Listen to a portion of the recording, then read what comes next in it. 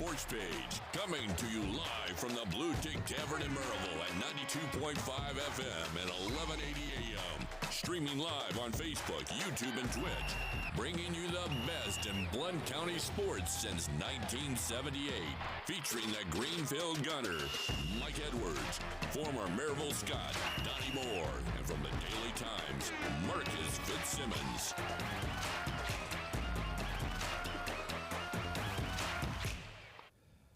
Hello, everybody. I'm Mike Edwards, the Greenfield Gunner, and I'm here at the Bluetick Tavern in downtown Maryville, along with Blount County Sports Hall of Famer Donnie Moore, a longtime sports writer Marcus Fitzsimmons, and Daily Times sports reporter Caleb Giroux, and Carson Newman assistant football coach Tony Aruli. Sorry, Tony.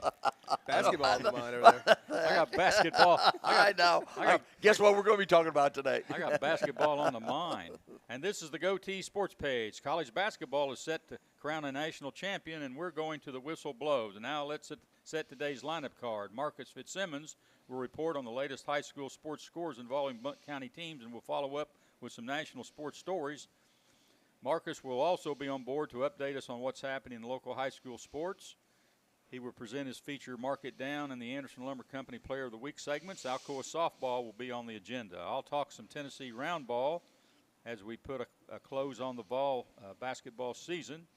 We'll throw in some UT softball and baseball and take a look at the NCAA basketball Final Four. The Let Her Rip segment is set to go, so let's break the huddle and dive right in. Good morning, everybody. And Donnie Moore is out today. He's a little bit under the weather, and hopefully we'll have him back next week.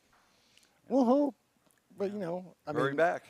So we can go ahead and pre-warn anybody and all of our listeners that any technical difficulties will be my mistake, as I'm filling in for Donnie, and Direct all complaints. there's a lot of buttons over here, guys. I know. I don't know how you all do it. Direct all complaints to Marcus Fitzsimmons. But, Coach, I really like they say in sports, the show must go on. It must go on somehow. We'll find a way to get through it.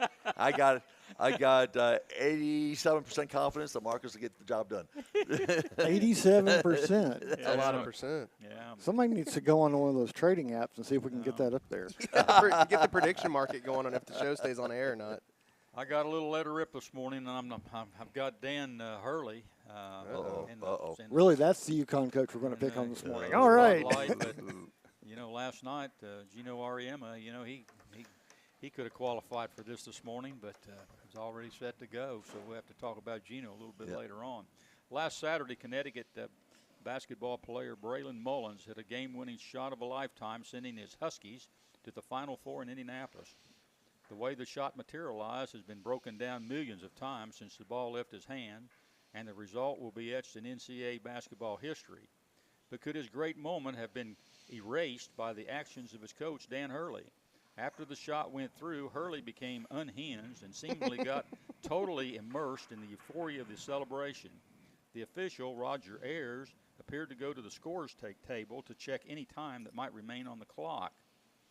The out-of-his-mind Dan Hurley stepped in front of him, staring him down in a definite madman stare, and then forwarding his forehead, touching the forehead of the official. Disrespectful stare and an apparent physical contact with the official. Before I go on, I want to read the rule regarding physical contact of an official.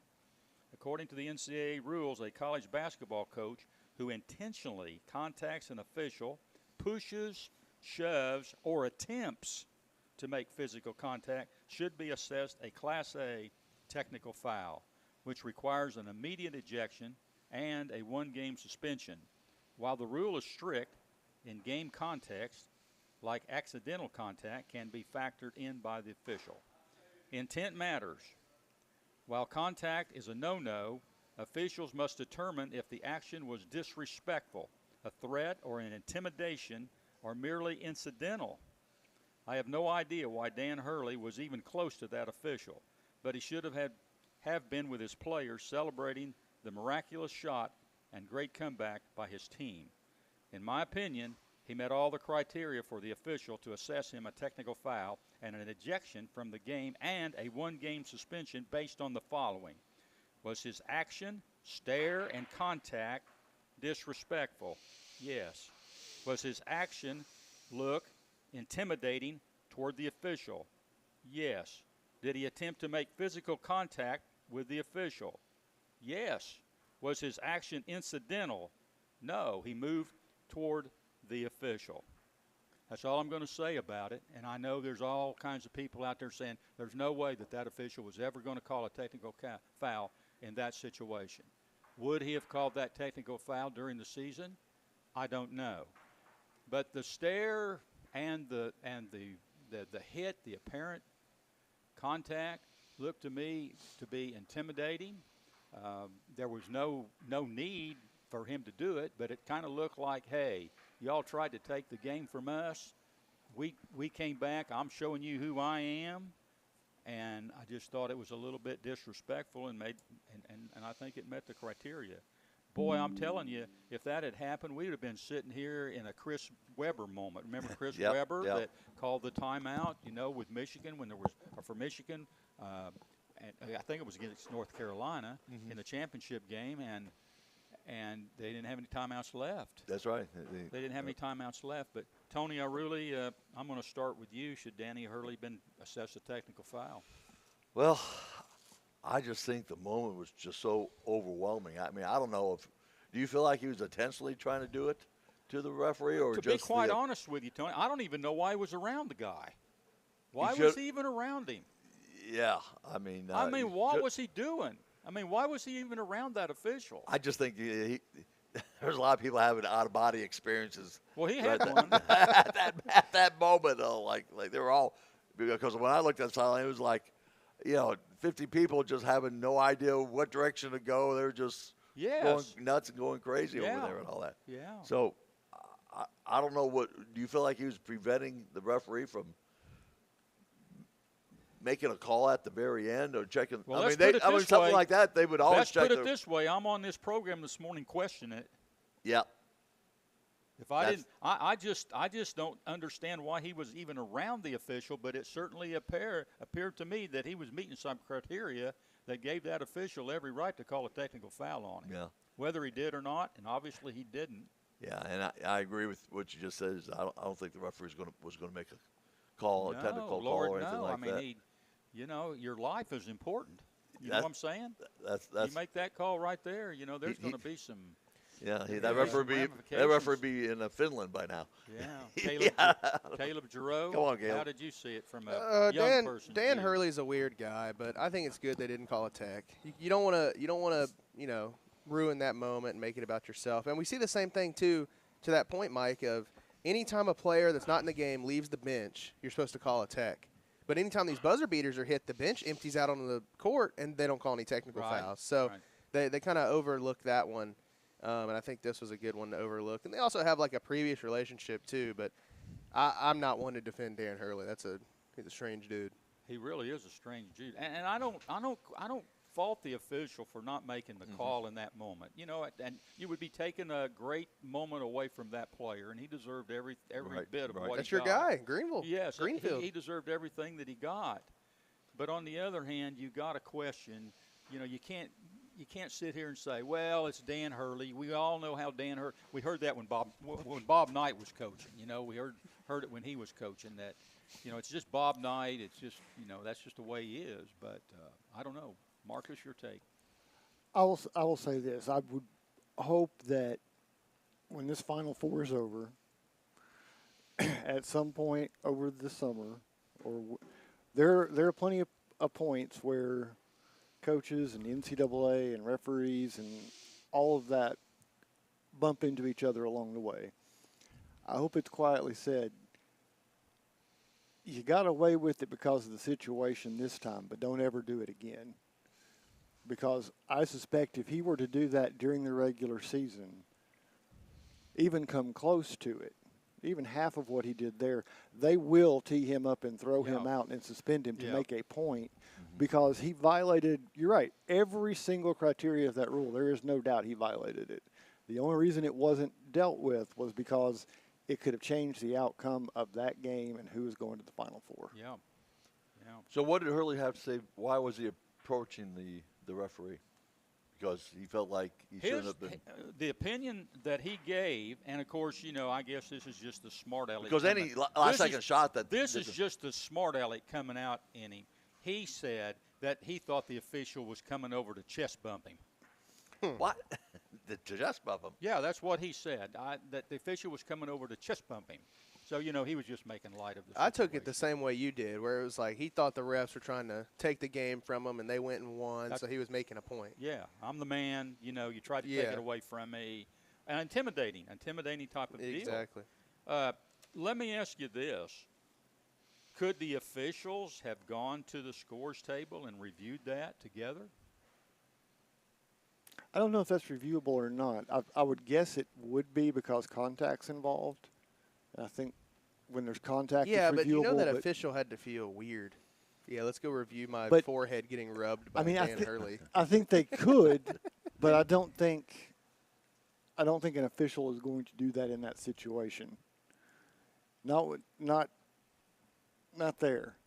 I think 99% of games you would, but right there, right then, I don't think they would have. Well, obviously, this Ayers.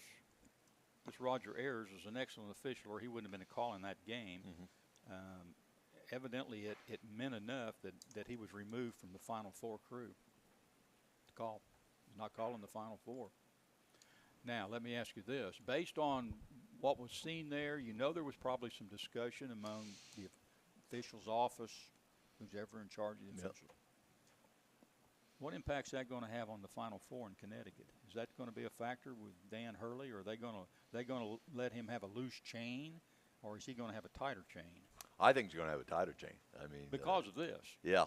I mean, any indiscretion, anything that's going to be foreseen as outside the limits of what he's supposed to do. I mean, I think he's going to be teed up on it. So he's going to have to. He's going to have to keep it really close to the vest. That's my opinion, anyway. Well, what do you think? Anybody else? No, I mean, I agree, but I think still to a point, I don't know, the officials get a bad rap, and most of the time for good reason, to make a lot of games about themselves. So I wonder, you have to toe the line of, you got to watch Dan Hurley close after what he's done, but also everybody's going to be watching the Final Four. You don't want to tune into a ref show. So he just put them in a bad position, and, hopefully, I mean, karma will work itself out on the court too. So hopefully you don't have to worry about it too much. If I were his assistants, I would be dividing up. If he's in front of you, it's your responsibility, but keep him off the court. Yeah, get the pullback. Get him turned around. Keep him within the confines of where he's supposed to be, because you have to think they're going to eagle eye him. Yeah. Again, to make a point, and for no other reason, just to make the point to him, you got away with one. But we're not going to let you get all loose and wild here. Yeah. Again, what was the reason why he approached him? Because it was the last-second shot, so the referees, they're going to go to the they're going to see how much time. They're going to see how much time's left and all that. So the referees are doing exactly what they're supposed to. He was doing his job. He was heading toward the scores table. And what was the reason for it? Because the referee was going to the table to check on the time. Correct. Okay. And then Hurley was there. That's what I'm asking. Yeah. Why was he even around the official? Sure. No Why reason would to you be. even be around the official? If it had been me, I'd been all over Mullins. Or do you? I'd been all over Mullins. Mullins would have been on my back, and I would have been parading him up and down the sidelines instead of making something out with an official. Yeah. So I think at that moment everyone just kind of lost their heads. Yeah, it's one of those situations where you say, well, they're not going to make that call in the moment. They're not going to change the outcome of a game in the moment. No official wants to do that. It's like, it's a 1-point game and they throw it underneath the goal in a basketball game, and at times it's running out and the guy goes up from the shot, team's behind by 1, and they kill him. They just kill him. Yeah. They're a little reluctant to make the call. They don't want to decide the game, and it's been discussed a million times. You can't let the moment get in the way with the rule. From the official's perspective, it should have been called. But I can understand why in the scheme of the moment it was not.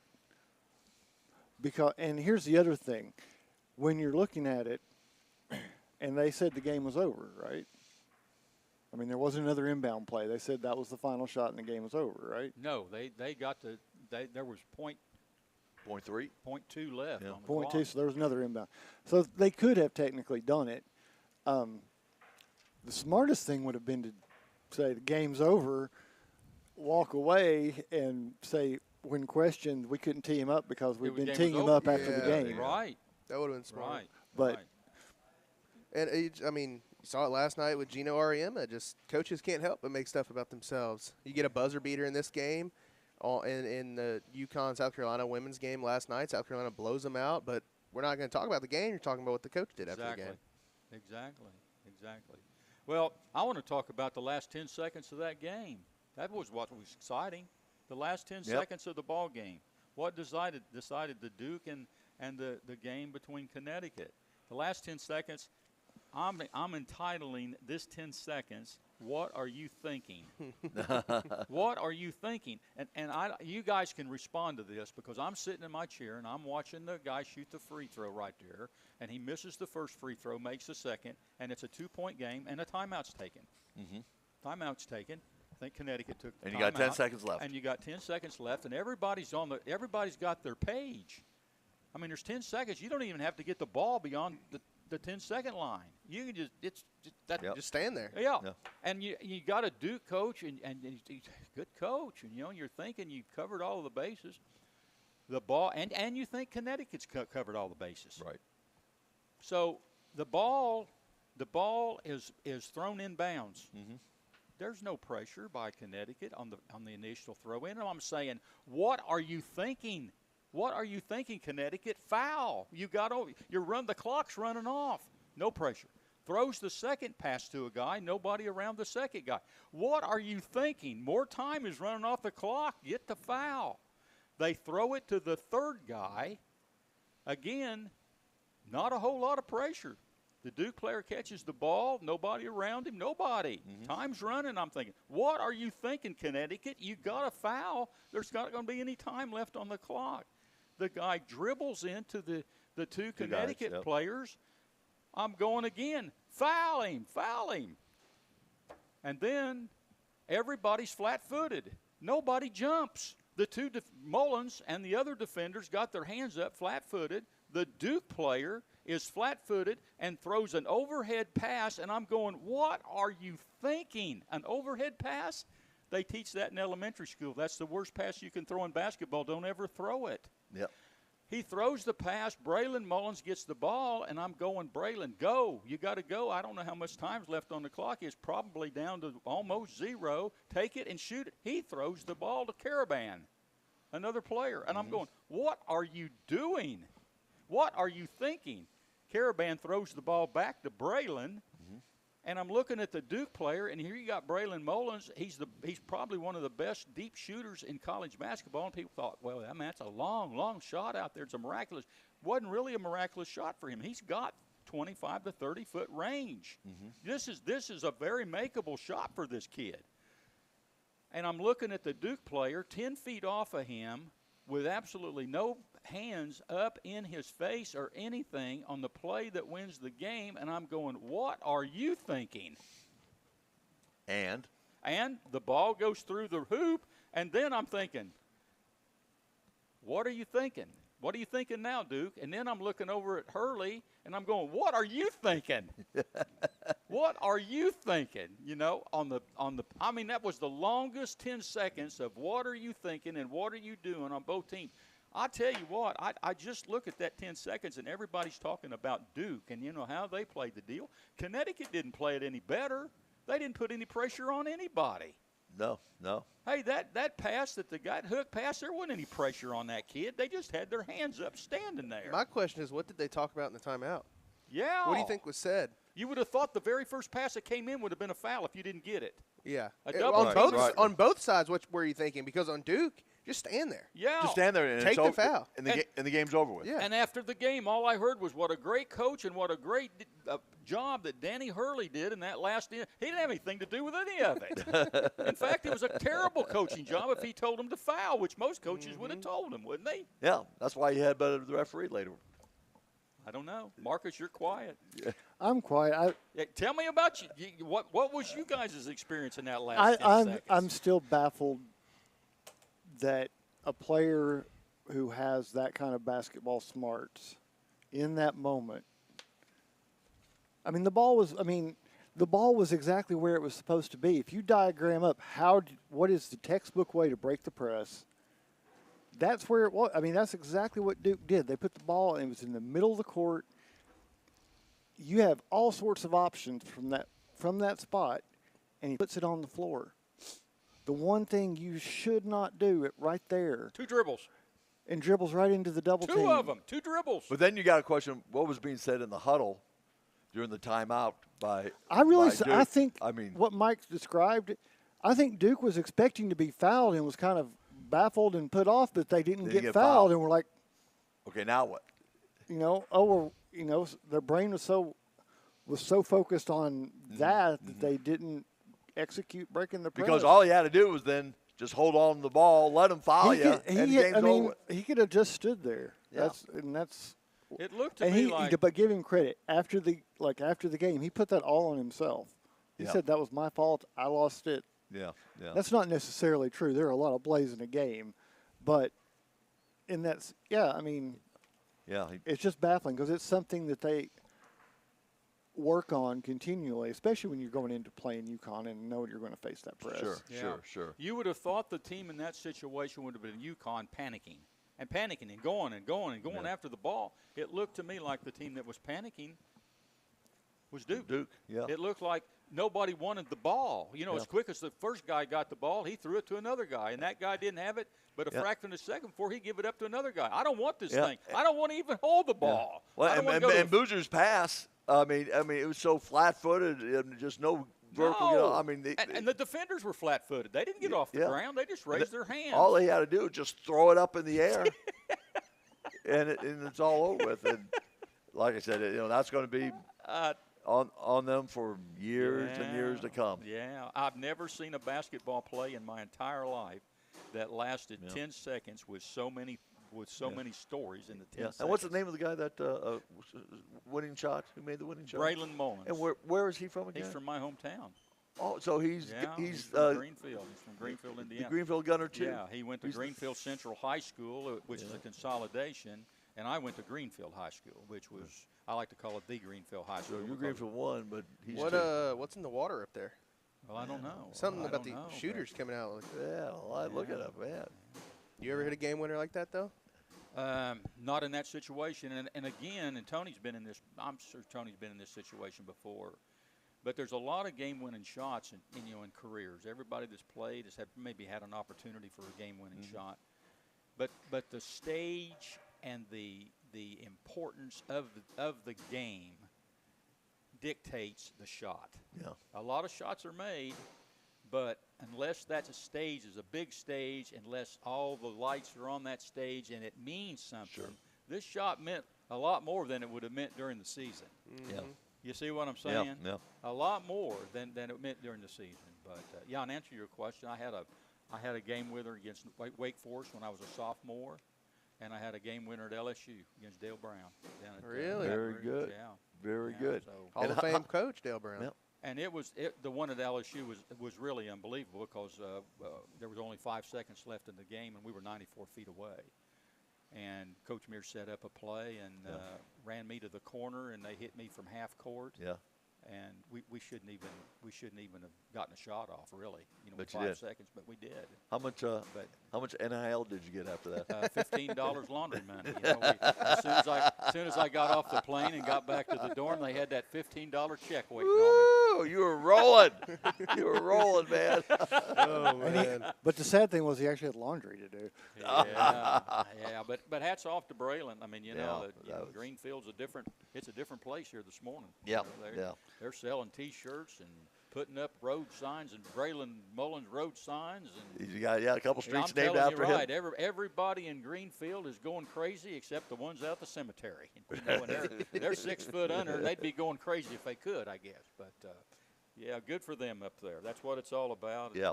And he'll never have to worry about getting a job the rest of his life. Well, yeah, probably not. The best thing he could do right now is is not go pro or stay in college. Is just go back to Greenfield and set up an insurance agency, and they can Go Allstate. Yep. He can tell them about that shot all they want, and then he can say, hey, how about buying some insurance for your house? You know, or you got insurance on your car or whatever, and that'd be it. Yeah, that'd be it. But what a moment! What a moment! Hey, let's talk a little bit about Tennessee Vols. That wasn't a good moment. Last week. Do we have to? Yeah, we got to. We go from one end. Hey, listen, you know, we talked about this last week, and we knew this was going to be a really tough game, and you know, in all likelihood, Michigan was going to come out. I don't think that was really a surprise going in, but what surprised me is how badly they got beat. That was what was really disappointing. Yeah. And, you know, when you get beat like Duke got beat, man, that hurts. I mean, you just want to go back and throw up, and we've all been there. We've lost a close game like that. Go back and throw up, and it bothers you for a long time. But when you get beat like Tennessee gets beat, you just go to bed. You get on the bus and go home, and oh, you're not watching. There ain't nothing hurting. There ain't even. I mean, it's too deep. Your pride's not even hurt when you get beat like that. But I was surprised at how bad they got beat. Responses by you guys. Yeah, I mean, you know, Michigan looked like a national championship contender, and Tennessee didn't in that situation. But the Tennessee's offense went cold. I mean, we've talked about it. It's a yearly occurrence in March that at some point Tennessee's offense is going to go cold. And this year waited until the Elite Eight, and I think they were competitive for what you'd say 10 minutes, and then it just went haywire. But that was kind of Tennessee's team. You have two guys who can score, one of which is hurt, and then you play a team that's well coached and has athletes to guard those guys. And then Michigan's also a rare team that they have bigs that can actually fight on the boards with Tennessee, which most teams didn't this year. And you take away the offensive rebounding and you take away Jacoby Gillespie and Nate Ament, and Tennessee didn't really have an answer. Yeah. I thought that would play a large part into what happened when the wheels came off there at the end of the first half. Was not only were they having trouble scoring, they weren't getting the second chances. Mm-hmm. During that stretch, I thought Michigan did a great job keeping Tennessee off the second chances. Yeah, and that's a good point, Marcus. And one of the reasons that those second chances probably didn't materialize is they had people inside in foul trouble. Yeah, in foul trouble. When you get in foul trouble, you're not as aggressive on the boards and inside. And they didn't have. I mean, there was no height advantage for Tennessee inside. Yeah. It was the 11th victory of the season for the Wolverines by at least 30 points. Yeah. I mean, that's what was surprising. It's an Elite Eight game, and having a score like that, I don't think you see it very often. And you know, and again, you know, I hate for it to take away, you know, a lot of really good accomplishments by Tennessee this past season, but that really stings just the way that game came about. And like everyone said, I mean, after the first 10 minutes of the game, and the game was basically over. Yeah. Caleb, Tennessee really needs, you know, I think against Michigan and a lot of teams, they need to control the tempo of the game, and they lost the tempo of the game when they had the 21 to 0 run. Mm-hmm. And it's really not Tennessee's cup of tea to come from behind. They don't play well coming from big deficits. Because they like to come down, set the ball up, run the clock, and they're just not geared for a big comeback. Big run. And it felt like too, you know, Michigan was controlling the pace, and really at the end of the day, Michigan was hitting shots. So Tennessee would come down, set it up, run a 25-second offense, and then miss. And like we mentioned, then they wouldn't get the offensive rebound, and then Michigan would come down and lace a three, and it's like, you know, Tennessee didn't have an answer both on either side of the court. And I mean, obviously you can blame Tennessee some, but that's been Michigan's whole mantra this whole year is they control the pace of just about every game they're in. I mean, you look at that Alabama game that Michigan played in the NCAA tournament this year. First half, they were trying to run with Alabama and trying to play what Alabama does. At halftime, Dusty May got in there and was like, hey, that's not what we do. Like, and in the second half, outscored them, almost doubled their points, and went to win that game. So I think you're right. Tennessee controlled the pace. Dusty May continues to have Tennessee's number in March. He was at Florida Atlantic when they beat Tennessee as well. So it was a rough one all around, but, you know, again, Michigan looked like a team that can win the national championship and has the pieces to do it. Rick Barnes has been coaching basketball for 39 years. 39 years. How many times have you been to the Final Four? He hasn't. Yeah. Oh, well, once. Yeah, that's right. Kevin Durant. Yeah. Great year. One time in 39 years. Guys, that tells you how tough it is to get to the Final Four. Now, this is 3 straight Elite Eight appearances for this Tennessee coach and this Tennessee basketball program. And probably the most unlikely of the 3. Yes, yes, really. That, I think it was probably, and I've said this on this show, I thought it was one of his best coaching jobs since he's been around here. Got better every game. Yeah, got better every game, and of course it's unfortunately you had a mint hurt there toward the end of the year, but I still think that even though you got blown out, you can still come back and say, well, we went to the Elite Eight and so forth. So you would have to mark it down as a good year. But poor shooting in this basketball game just really was the difference. I mean, Tennessee was 24 from 76 from the field at 31%, and 5 for 26 from threes at 19%. And Lord, they didn't shoot free throws much better. They were 9 for 17 at 52%. So, and Michigan, on the other hand, shot over 50%. That's pretty much it right there in a nutshell. And here's what's really amazing. Michigan took 20 less shots than Tennessee did, and still beat them like they did. They had 4 players in double figures, only 11 turnovers, and they got 27 points off the bench. And for Tennessee, Gillespie got his points, 21 points, but a mint 7 points can't have it. You know, if he had his 18 or 19 point game or 20 point game, you're back in the hunt. You know, in this one, but didn't happen. And we talked about rebounds. Marcus talked about boards over there, but the rebounds were tied, 42-42. Even though you would have thought that Michigan would have really had the edge in that category, but they did not. It was evened up, and only 9 turnovers by the Vols. 9 turnovers, and what we say all year long, you know, if you make 10 or less, you're probably going to win the basketball game. Yeah, so, it just the shooters didn't show up for Tennessee, and like you mentioned that there was only one had a good game to score, and the others just didn't come through at all. And it's that's like I said, it's coach has done a great job. You know, you had people starting to complain, well, maybe it's time for a change. This is all he can do is get us to the Elite Eight. Well, that's pretty dang on good. It really is. Yeah, and so and he'll be he's already working hard on it in the recruiting end of things. He does a great job of recruiting. So they'll be in contention again next year. He's got it. He's got to go back to the transfer portal. That's where he's at right now. You're probably going to see another Tennessee All-Star team coming in next year, but that's kind of the way it is, and he's been real successful with that. I want to talk about Nate Ament here. We got a couple of minutes. Is he ready for pro basketball? Nope. I don't think so. I mean, I would 100% go to the NBA if I was Nate Ament. I know, but is he ready? Who cares if he's ready? If he comes back next year and tears his ACL at Tennessee, nobody's going to care if he's ready or not. There you go. One Marcus. Well, I mean, is the NBA guaranteed money? I mean, yeah. Yeah, I guarantee. He's going to sign a contract and make money. If he signs a contract, he's got a contract here. He's making money. It's my understanding. They can't afford to pay him again next year either. It's my understanding that if you're a first-round pick, you're guaranteed 4 years, and you're guaranteed a roster spot if you're a first-round pick. But But that's your gamble. That's your gamble. And they're talking about. Let's put a little bit more in perspective. If you're not a first-round pick, you might have been making more at UT if you're a second-round pick. Let's and Caleb, you could I think comment on this. Yeah, I think he's safely the in the kid first that made round. the shot, Braylon Mullins. That they're talking about him being a first-round pick. They're talking about him going to Golden State in the 13th round. He averaged 12 points a game this year. He's been inconsistent most of the year, but they got him as a first-round picker. If he goes in the 13th round, that 13th pick, not 13th round, but the 13th pick, and he goes to Golden State, that would pay him around let's say $6 million a year. So 4 years guaranteed, that's $24 million. And we're all sitting here around the table going, man, that's a lot of money. That's a lot of money. But on the other hand, if you take the $6 million a year, taxes are going to take a third of that. They're going to take $2 to $2.5 million. You got an agent. Especially if he goes to California. You got an agent you got to pay, and then if you're out there in California, you're going to have to find a place to stay. Yeah. And I mean, what I'm saying is it all eats into that $6 million. And then you're not going to you're done with your education and you're done with school. Yeah.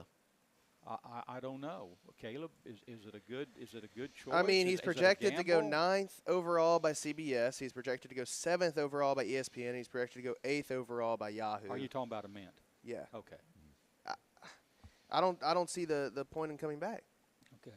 I mean, you'll make money, yes, but then you're in college again. How much better can you get? I mean, if you get to the NBA, you'll be making money. Maybe they send him to the G League, but he'll be, again, get a head start on pro basketball. And he came to Tennessee to be a one-and-done player anyway, so it's not like he would be out of, character. But he started bad and got better and was one of their best players by the end of the year. But I just think there's too much risk to come back to college, especially when you're projected to go in the lottery of the NBA draft. I think he'll be perfectly fine. And, hey, he can always come back, apparently, if it doesn't work out. I was going to say that if it doesn't work out and stay in the G League, you can come back and play for about a month, just like the Alabama player. Yeah, get another couple classes in. Unbelievable. Yeah. Well, he's a player that he's got great potential. He's got great potential. He's got all the tools. He's got great size, great arm length. That can shoot the outside shot to three.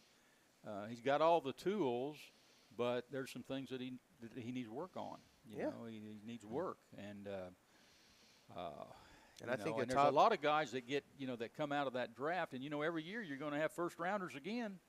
Mm-hmm. Next year, the following first rounders again. That competition is going to get greater and greater every year for you to maintain that roster spot. And you're talking about an 18-year-old kid with the average lifespan in the NBA career-wise at 4.5 to 5 years. 4.5 to 5 years. You could be looking at 22 years old and be done. Easily. But I know the money gets in the way. Sure beats working at Waffle House. Yeah. But it's a big decision for a kid. Sure. It's a tremendous experience. Braylon Mullins, he's 18. He's going to be 19. He's 18 now. He's going to be 19 here. He's going to have to make that decision whether he comes back to UConn or whether he goes in as a first rounder. You got those agents out there that want their money. Sure. And what are they going to do for you? Are they really interested in your life and what's going to go on with you? Or are they interested in that 10% they're going to be getting? They just want to get that slice. I don't know. That's what they say. A lot of these pro players, after 15, 20 years after they've initially signed, most of them are broke or without that type of income because everyone's taking a piece of it. And what gets a lot of them is the wear and tear on their bodies, and they get injured in the pros. And you're talking about college. Don't think there's a lot of things that can't happen to you in the pros either that ruins your career. So, it kind of works both ways.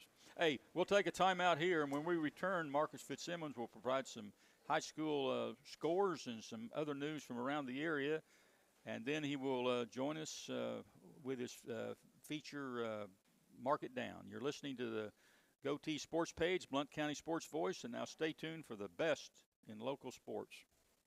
For over 90 years, Anderson Lumber Company in Alcoa has proudly served and supported our local communities. Locally owned, so the money made here stays here. Whether you're renovating a kitchen, bath, new floors, doors, or windows, Anderson Lumber is so much more than a lumber store and can take care of you from design to install. We welcome you to visit Anderson Lumber in Alcoa for all your home's needs, or shop over 67,000 items online at AndersonLumberCompany.com. Anderson Lumber since 1925. Aubrey's is known for real comfort, real food, real good. But remember, Aubrey's is also really into Blount County. Aubrey's Maryville has been a strong supporter of local schools and sports programs for more than 15 years. From baseball to football, dance teams, and marching bands, Aubrey's has helped schools and youth programs generate thousands of dollars. It's easy for us to do because it's the right thing to do. So the next time you're looking to choose a place to eat, we hope you'll choose Aubrey's. Real comfort, real food, real good. See what's on the menu at aubreysrestaurants.com. Welcome back to the GoTeez Sports Page. Marcus Fitzsimmons going to be filling in for Donnie Moore here this morning. So do it, Marcus. I am. Do it. So we want to thank our friend. Before we get into it, we're going to thank our friends at Mandy B Street Realty. Sponsor this segment, and looking for a place to live in Blount County. Let Mandy hook you up. She'll get you home just like the best pinch hitter you can get out there in the ninth inning. A lot of people are coming to Blount County. And it'll be much cheaper than them homes out in California. if you get drafted by the Golden State Warriors, it'll be a better deal. Yes, it'll be a better deal. Gas is still cheaper here. So let me I'm gonna Caleb and I are kind of splitting this up, but let me run through some names real quickly before I hand him over for some scores, because we've had William Blount had their big signing day, and just run through some of the signees. Drew Campbell signed with Dakota Wesleyan Baseball. Peyton Meyer signed with LMU Lacrosse. Noah Harden signed with Roan State for baseball. Ariel Kirksey signed with Maryville College Cheer. And then we have Xander Monroe signed with Carson Newman football. Yes, Tony. Xander. Is that a win for you? I tell you what, I really like him a lot. I mean, he played defensive line for William Blunt. We're going to probably make him play offensive line because we like his feet. He's got good strength, and so we're extremely happy. And that was a great article that you all wrote about him. So congratulations, Xander. And then we have quarterback Jackson Dabrowski is signed with Maryville College. Big win for the Scots there. They have a big quarterback hole to fill after having a dynamic quarterback that rewrote the record books. He's very good. I like him Jackson. a lot, too, as well. Yes. Blaine Barber signed with Milligan Tennis. Aiden Klein signed with Campbellville football. I thought he was another very good player as well. We looked at him as well. And then another signing we had, I guess it was late last week, but Maryville Christian's Avery Lindsay signed with Welch College for basketball. But it's been a busy week, and you would think used to be Easter was spring break and nothing happened, and now Easter is a great time to take advantage of the fact that they still get Friday and most Monday off. Yeah. So Caleb, I know you all were busy yesterday. What kind of went down for us yesterday? All right, so I'm gonna make Donnie proud with all the scores here for everybody's in Easter tournaments right now. So I'll start with some live scores this morning. Maryville's hosting Macon County, and they're tied at 4 apiece. And then Alcoa is playing Eagleville this morning, and nobody scored yet in that game. That's baseball? Yep, baseball scores. And then at 12:15 today, Heritage will play Anderson County at Maryville as part of that Easter tournament they're playing in baseball. But some other baseball scores to watch this week. Alcoa run-ruled Webb Bell Buckle 10-0 yesterday. Heritage took 2 wins, a 7-6 win over Collins and a 5-1 win over Eagleville. Maryville also got the best of Collins with a 20-0 win. And then on Thursday, Eagleton took a 7-1 win over Greenback on the baseball diamond. And William Blunt in the Smoky Mountain Showdown got a 13-0 win over Kingston and a 14-4 win over South Doyle. So lots of success for our Blount County baseball team so far this week as they're playing in these Easter tournaments. Over to softball, which I know Coach Iruli wants to shout out a team over here in softball. Alcoa took a 7-1 win over William Blunt and then took a 17-7 win over Jefferson County. We'll talk to them later. I'm sure they got a lot to say about that. Heritage took a 9-0 win over South Doyle and then a 6-1 win over South Doyle. And if you didn't read about it in the Daily Times, Heritage pitcher Caitlin Russell was perfect through 6 2/3 and then gave up a dribbler through the right side that the Heritage right fielder got up and gunned to first. The runner was out by at least 2 steps, and the umpire signaled out and then signaled safe. And ruined the perfect game. He signaled out. Everybody started celebrating, and then he went safe. Oh, you're kidding me. Yeah, ruined the perfect game. So with 2 outs in the 7th inning, she got her perfect game and no hitter ruined by that. And then she struck out the next batter. Okay. He better find the parking lot real quick on that one. Yeah, no, and it was a doubleheader. He had to come back. Oh, did he? Yeah.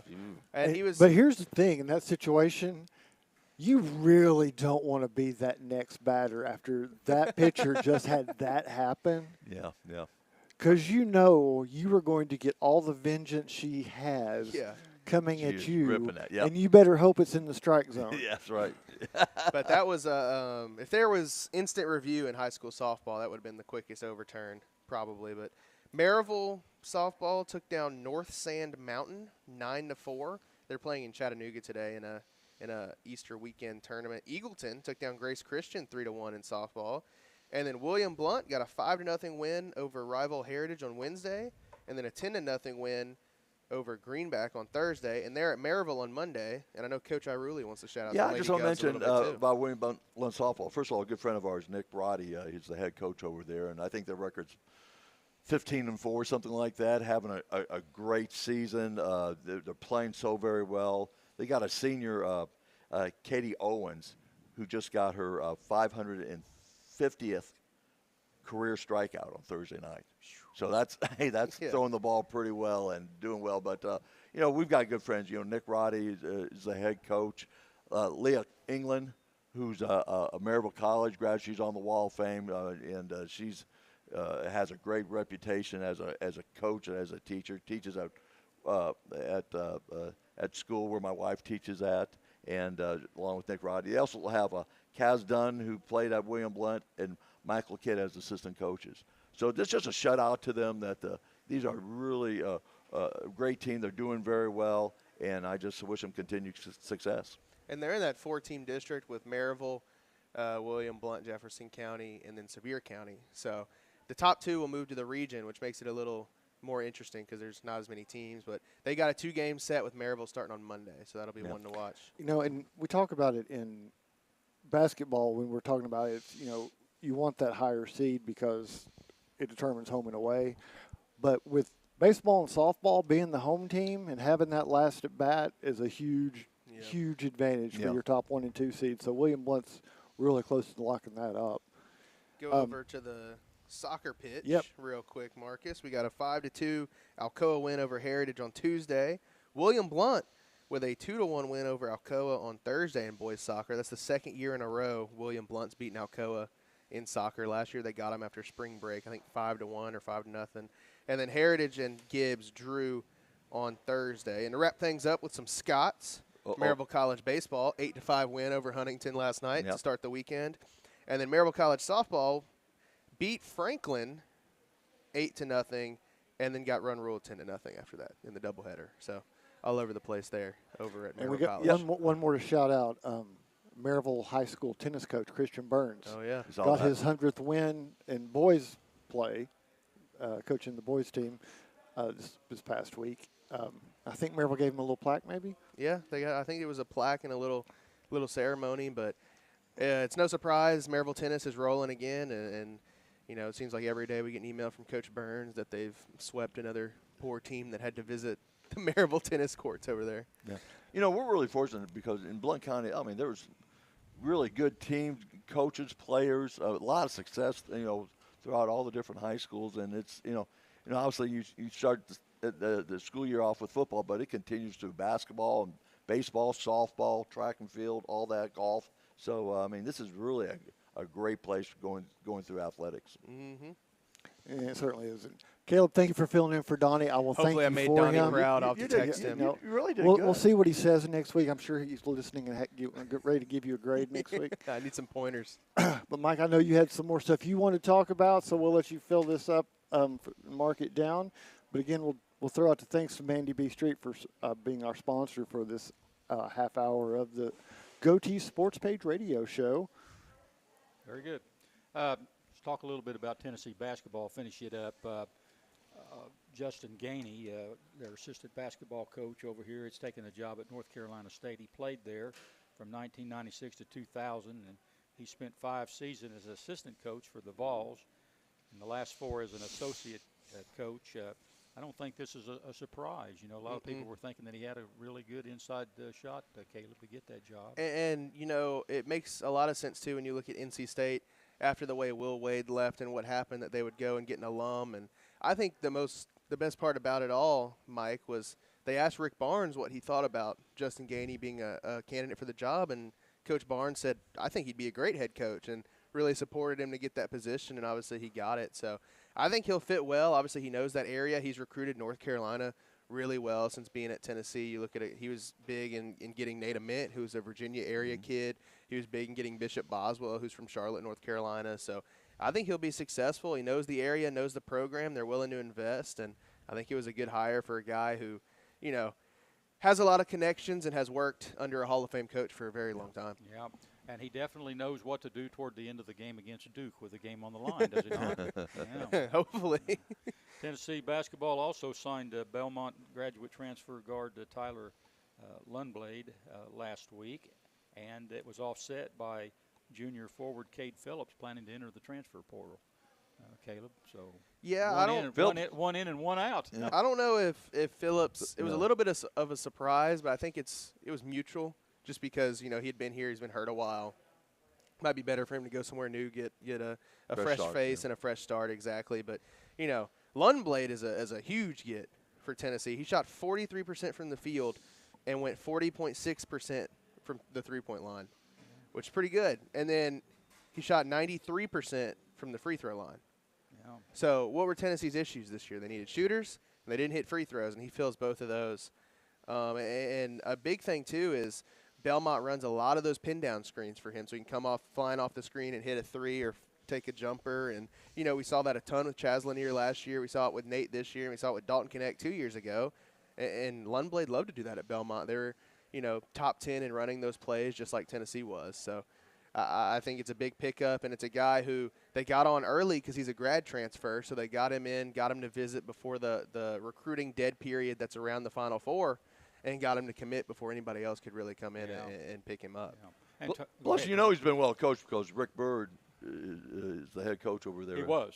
He was. Yeah, he's no longer the head. Okay, all right. So that tells you how. But they've continued to be real successful at Belmont. Yeah, correct. Probably deserve to be in the tournament this year.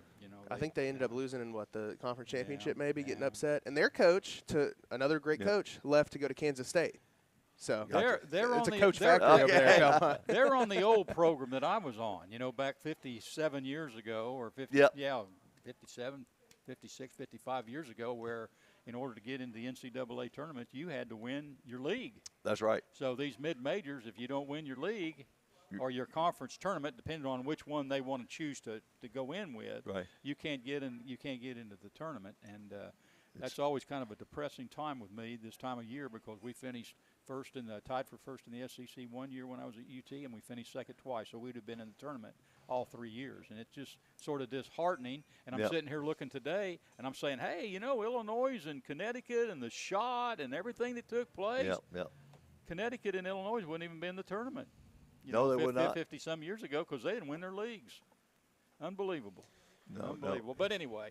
Back then, don't worry. Back then they didn't have the NCAA tournament. It wasn't. No, it was the NCAA tournament. They only had when I first came into college. There was only 24 teams they took, and then they went to 32 teams before I graduated. But it was all still you had to win your league in order to get in. Don't worry, they're expanding to 76 with 24 play-in games or something crazy. So good for them. They'll let just about it. The good thing about the kid from Belmont, Tony. The good thing about the kid from Belmont didn't have to spend a lot of gas money to go get him. No, just up and over the hill. Yeah. You got him. Caleb, Lady Vols. It's bad. Talasia Cooper is the 7th Lady Vol basketballer to enter the transfer portal. The 7th. They've only got one returning player on the roster left. Yeah.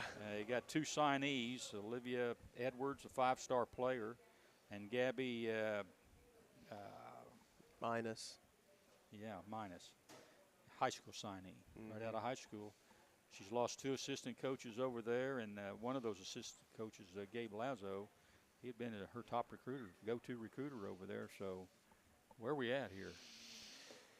Yeah, we need to advertise for some players on the show this morning, or what? Yeah, I think they're hosting tryouts soon, so you have to see about that. But not a good place right now. No, I mean, my thing, Tennessee fired Kelly Harper because she couldn't win a championship. She couldn't win an SEC championship. She couldn't win a national championship. The next coach they brought in was supposed to get them past the Sweet 16 competing for championships. Now all the talk is about rebuilding. Well, there was nothing to rebuild when Coach Kim Caldwell got here. Now you're looking at you have to bring in 2 new assistants this year. You have to bring in a completely new roster. And you talked about the signees, Mike. I don't want to speculate, but in the transfer portal world, that doesn't mean anything that you're signed. Olivia Edwards took all of there's no more Tennessee stuff on her Instagram page. So what does that mean? I don't know. I guess we'll find out if she makes it to campus or not. But it's definitely not good. And I don't think in any sport you want to build out of the transfer portal. And I don't think in basketball you want to do it either. You look at all the top teams. Texas was playing last night. They have 2 career Texas players. UConn was playing last night. They've got players who they recruited out of high school that have only been at UConn. South Carolina is winning off of 4-year seniors or international players that haven't been transfer portal. And then UCLA is the same way. Lauren Betts has been there since she was a freshman. So it's not a good strategy, I don't think, and it hasn't worked for many other teams. But you start to wonder after the season they had and the turnover that they've had, that was her team too. Those were supposed to be her players that ran the system. And one of the best recruiting classes last year that they've had. For best recruiting class since it was Holly Warlick and Pat Summitt recruiting. So it's not a good sign, and you start to wonder, where do you go from here, and what does the future look like, because it's not looking good. And high school kids, transfer portal kids, look at things different, Tony, really, in the fact that they look for programs now where they can go and win a national championship. Right, in basketball or football or whatever sport. And if you're looking at a program that's got a roster with one returnee on it, you gotta. That's a hard sell. That's a hard sell to your top players. And you brought in 2 players last year who had attention, buzz to be drafted to the WNBA, and now neither are even projected to go. It's a 2-round draft. Neither are projected to go in either round. So if you're a WNBA prospect who wants to get developed and go to the league, why would you choose Tennessee? And so, I mean, the only offer they've had so far in the transfer portal is a JUCO prospect who only has offers from Tennessee State and Seattle University as the other 2 offers, and the University of Tennessee. So it'll be interesting, and it's really a make-or-break year at this point, because you have to turn over a completely new roster, you have to reset, and you have to bring in new assistant coaches.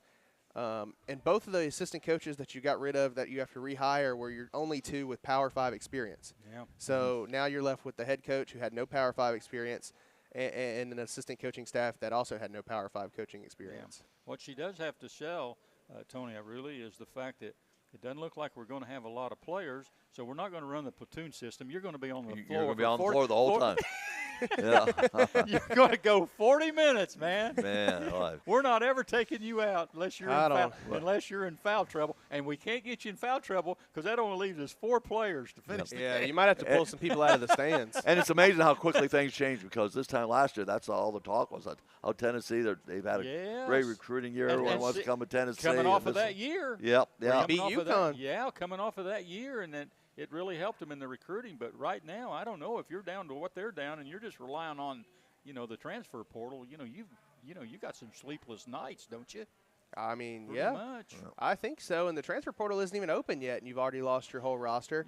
And Rick Barnes has been so successful in transfer portal because he goes to he's been to the Elite 8. He can sell that. Hey, we're just an eyelash away or a blink away from the Final Four. What else he can sell? Us. What else he can sell is he say, like to Tyler Lundblade or somebody, you want to transfer here? Look at what Chaz Lanier did. Came in, had a record season, went to the NBA. Look at what Dalton Connect did. Nobody knew who that was. Right. Came in, had a great season, went to the NBA. Jacoby Gillespie, point guard. He came in, he had a great season. He'll probably play professional basketball. What does the women's side sell? Well, you can come in and I'll tell the ESPN broadcast you didn't meet team standards and sit you 3 games. Yeah, or you're playing good, I'll sit you the final 19 minutes. Yep. Like what do you sell? The Pat head film. See this. But this generation of players. This generation of players, Tennessee's name is not the same thing as it was 15, 20 years ago. No. I mean, it's completely fallen off. Where now when they think great teams, I mean, they're thinking they can look UConn, past South the name Carolina. for the money too. What's that? They look past the name for some money too. The Pat Head Summit era it's like the John Wooden era when he was at UCLA and dominated out there, and you could name other coaches at other schools too, but it's now that eventually that wears off. It all time. A lot of things are forgotten with time. Sure.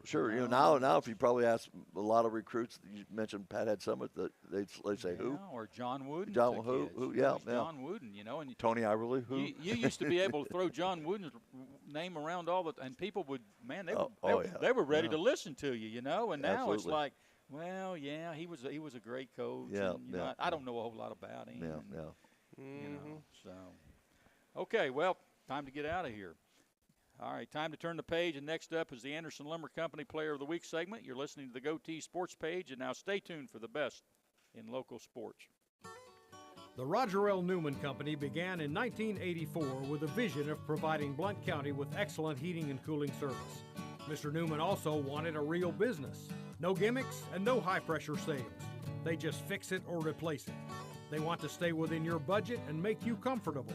Their motto still stands true today. Call us first, we'll be there. Call Roger L. Newman Company at 982-5446 or visit online at rogerlnewman.com. Cooler temperatures are approaching. Upgrade your furnace now for as little as $50 a month. For over 50 years and 3 generations, the people of Blount County have trusted Stevenson Tire with their vehicles and their families. Our mission has always been simple: to provide quality products at reasonable prices with exceptional customer service. Featuring tire products from Michelin, BF Goodrich, Uniroyal, Bridgestone, Firestone, and Yokohama, Stevenson Tire also offers alignment and brake services at affordable prices. Stevenson Tire Company, 2411 East Broadway Avenue in Maryville. Call 983-1621 or online at stevensonTire.net. For over 90 years, Anderson Lumber Company in Alcoa has proudly served and supported our local communities. Locally owned, so the money made here stays here. Whether you're renovating a kitchen, bath, new floors, doors, or windows, Anderson Lumber is so much more than a lumber store and can take care of you from design to install. We welcome you to visit Anderson Lumber in Alcoa for all your home's needs, or shop over 67,000 items online at AndersonLumberCompany.com. Anderson Lumber since 1925. Aubrey's is known for real comfort, real food, real good. But remember, Aubrey's is also really into Blount County. Aubrey's Maryville has been a strong supporter of local schools and sports programs for more than 15 years. From baseball to football, dance teams, and marching bands, Aubrey's has helped schools and youth programs generate thousands of dollars. It's easy for us to do because it's the right thing to do. So the next time you're looking to choose a place to eat, we hope you'll choose Aubrey's. Real comfort, real food, real good. See what's on the menu at aubreysrestaurants.com. The Roger L. Newman Company began in 1984 with a vision of providing Blount County with excellent heating and cooling service. Mr. Newman also wanted a real business. No gimmicks and no high-pressure sales. They just fix it or replace it. They want to stay within your budget and make you comfortable. Their motto still stands true today: call us first, we'll be there.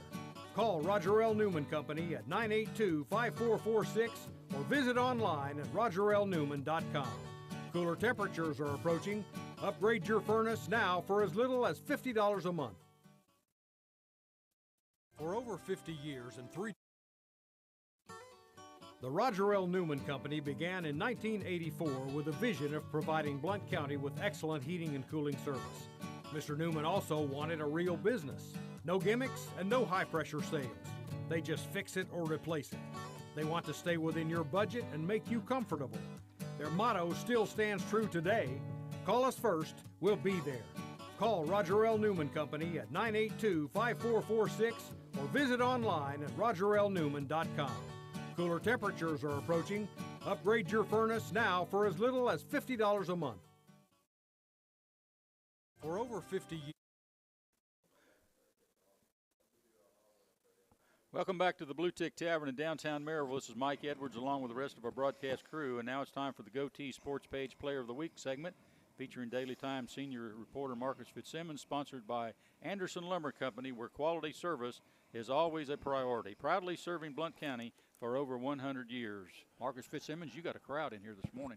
Alcoa. I do, Mike. Alcoa soccer. And, you know, we always try to get at least 2 players.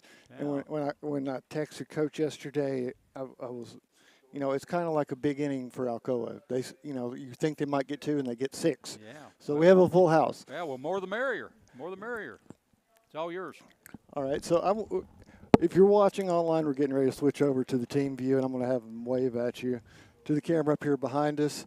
We do have Alcoa softball in the house, coming off a big win yesterday.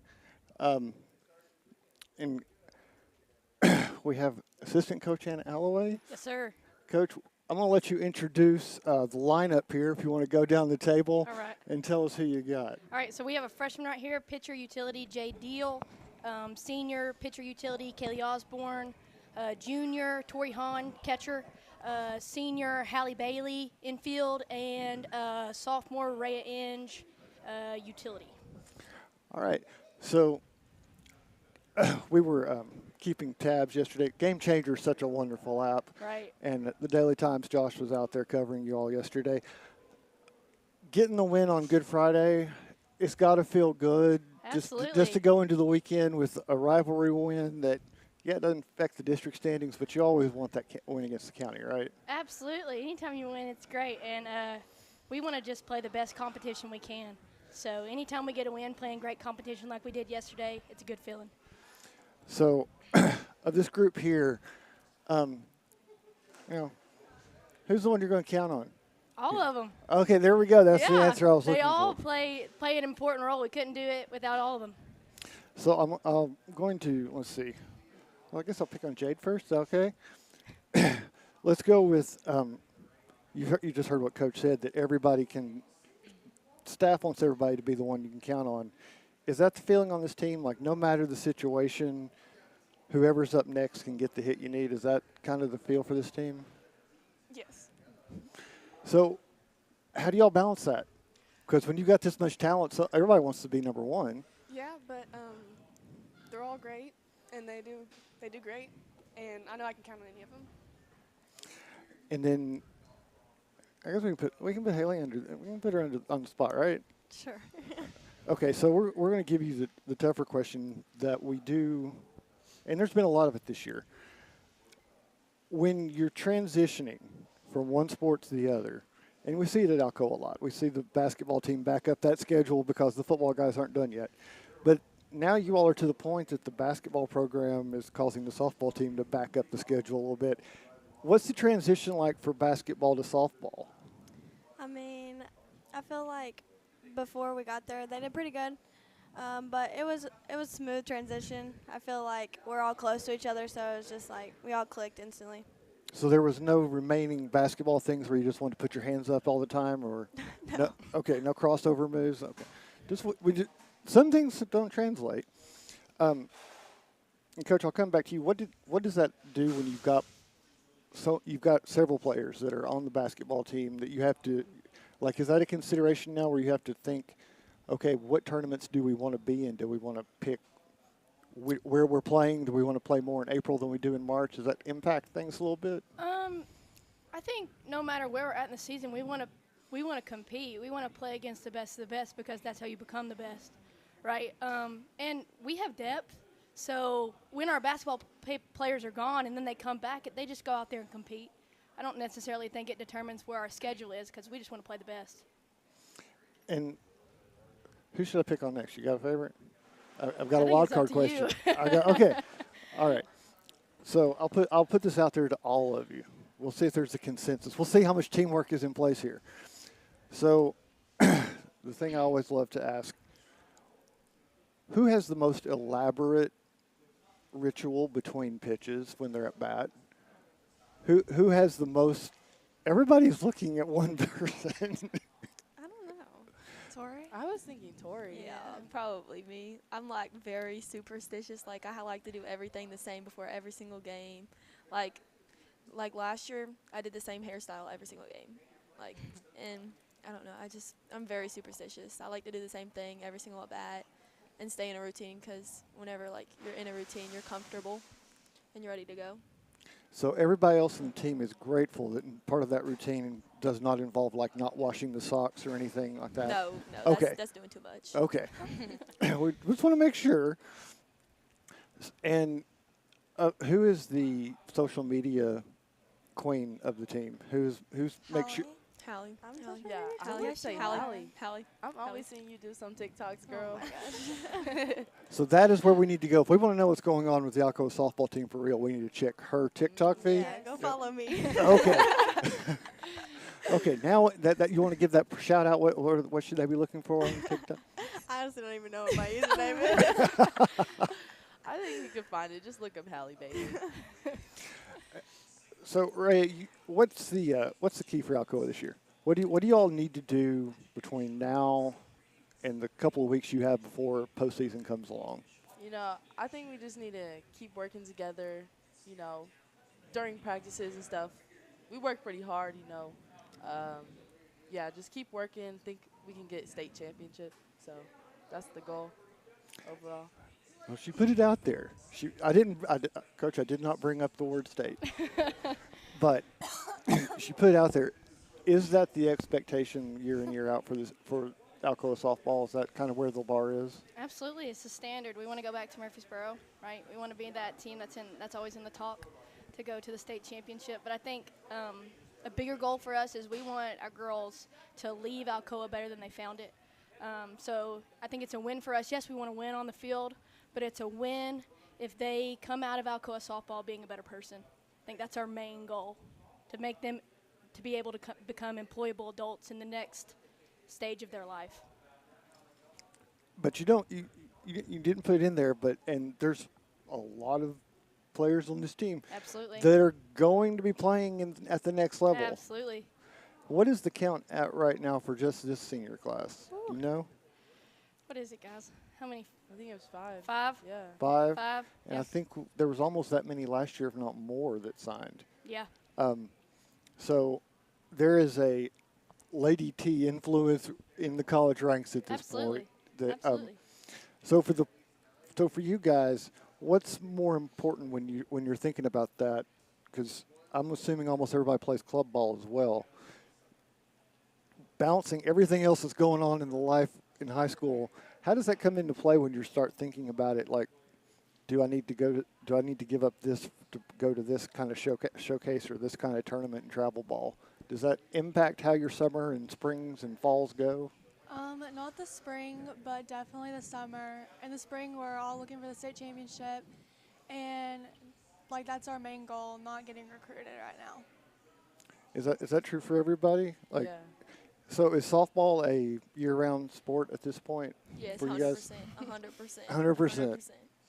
So how do you balance that workload with, you want to be in game shape, but you don't want to be worn out from working out and getting ready? Do you have schedules that balance that out? Is that something you all sit down and work out with the coachings between various clubs or teams? I feel like you just have to know your body and know your limits and when you need a break and also when you can go all out. And coaches are receptive to hearing what the players are saying? Absolutely, yeah. Well, that's not, well, Coach Edwards isn't here, but not all coaches have always listened to what the players are saying. So, and Coach has some stories about the old days at the UT medical room where you got a Band-Aid and we're told to get back out to practice. So, let me get this one for you that when you've got the schedule Alcoa does, and you have the school calendar Alcoa does, do you all what's the bigger excitement, that the postseason's here or you don't have to go to class anymore? What's the bigger excitement for the players? Postseason. Postseason? For sure. And do you all start pushing? At what point do you all start pushing that, hey, this is not a date you all want to put prom or graduation on because we might still be playing? Do you all start pushing that like back in the fall, looking ahead, or no? That's not my decision. So. I say that because I know there are some schools that are perennially saying, you might not if we make region championship, it'll be that night. You might want to move graduation over if we're going to be talking about that. Because, and I think a lot of people don't get this, but we see it every year that there are softball teams playing in the postseason that, you guys are making a choice. Do I walk across the stage in a gown or do I go play in the region championship game? Do I go to prom or we play in district tournament finals sort of thing? And I think that's something that is unique to spring sports just because of the timing for you guys. So, and that wasn't a question, that was commentary. No, so you're forgive me. good. But so we'll give you the tough one. What brought y'all together this year? What's the thing that when you get to state, that's going to keep you all together and fighting? Like, what's the glue here? Having each other's backs for sure. Like, you pick on one, you pick on all. Like, we're all with each other. Like, we're always going to be together and with each other. We're never going to fight. Like, and if we fight, then we're not going to mean it. It's just, like, we're all best friends. That's what I would say. We're all best friends, and we're going to do it together. It's not just one. It's all of us. True across the board? Yeah, and we have a lot of people who are leaders on our team, but in different ways. So that's always good. Yeah. And when you say leaders, there's always different roles to that. Who's the vocal leader? Maddie Stewart. Yeah, I was going to say Maddie or McKenna. One of them. And who is the one that who's the pick-me-up? Who is the one who is going to be the pat on the shoulder when you come back after a strikeout? I feel like all of us are pretty Yeah. good at Yeah, that. very. But I feel like Hallie sets the tone, so she's a very good leader in that way. Okay, Coach, I won't ask them because this is a question where they always fib. Is this a singing team? Is this a team that sings? And I'm sure if you wanted them to, somebody Yes, would. yes, No, absolutely. I mean, there was a point in softball where they sang a lot between innings. And For sure, and yeah. is this one of those teams that sings something every inning from the? Yeah. Okay. Yep. So the question, are they any good? Yes, they think they are. Yep. Okay. I like that answer. I do like that answer. They think they are. They have a lot of energy for it. That's Absolutely, yeah. Okay.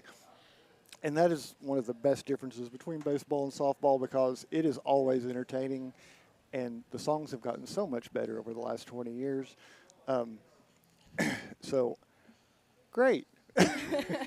I've said the choir directors should really be picking on the softball players to try to find when they go out recruiting, that because you all have a lot of practice, and so often the choir gets asked to sing with wind, dirt blowing in their mouth, and that sort of thing.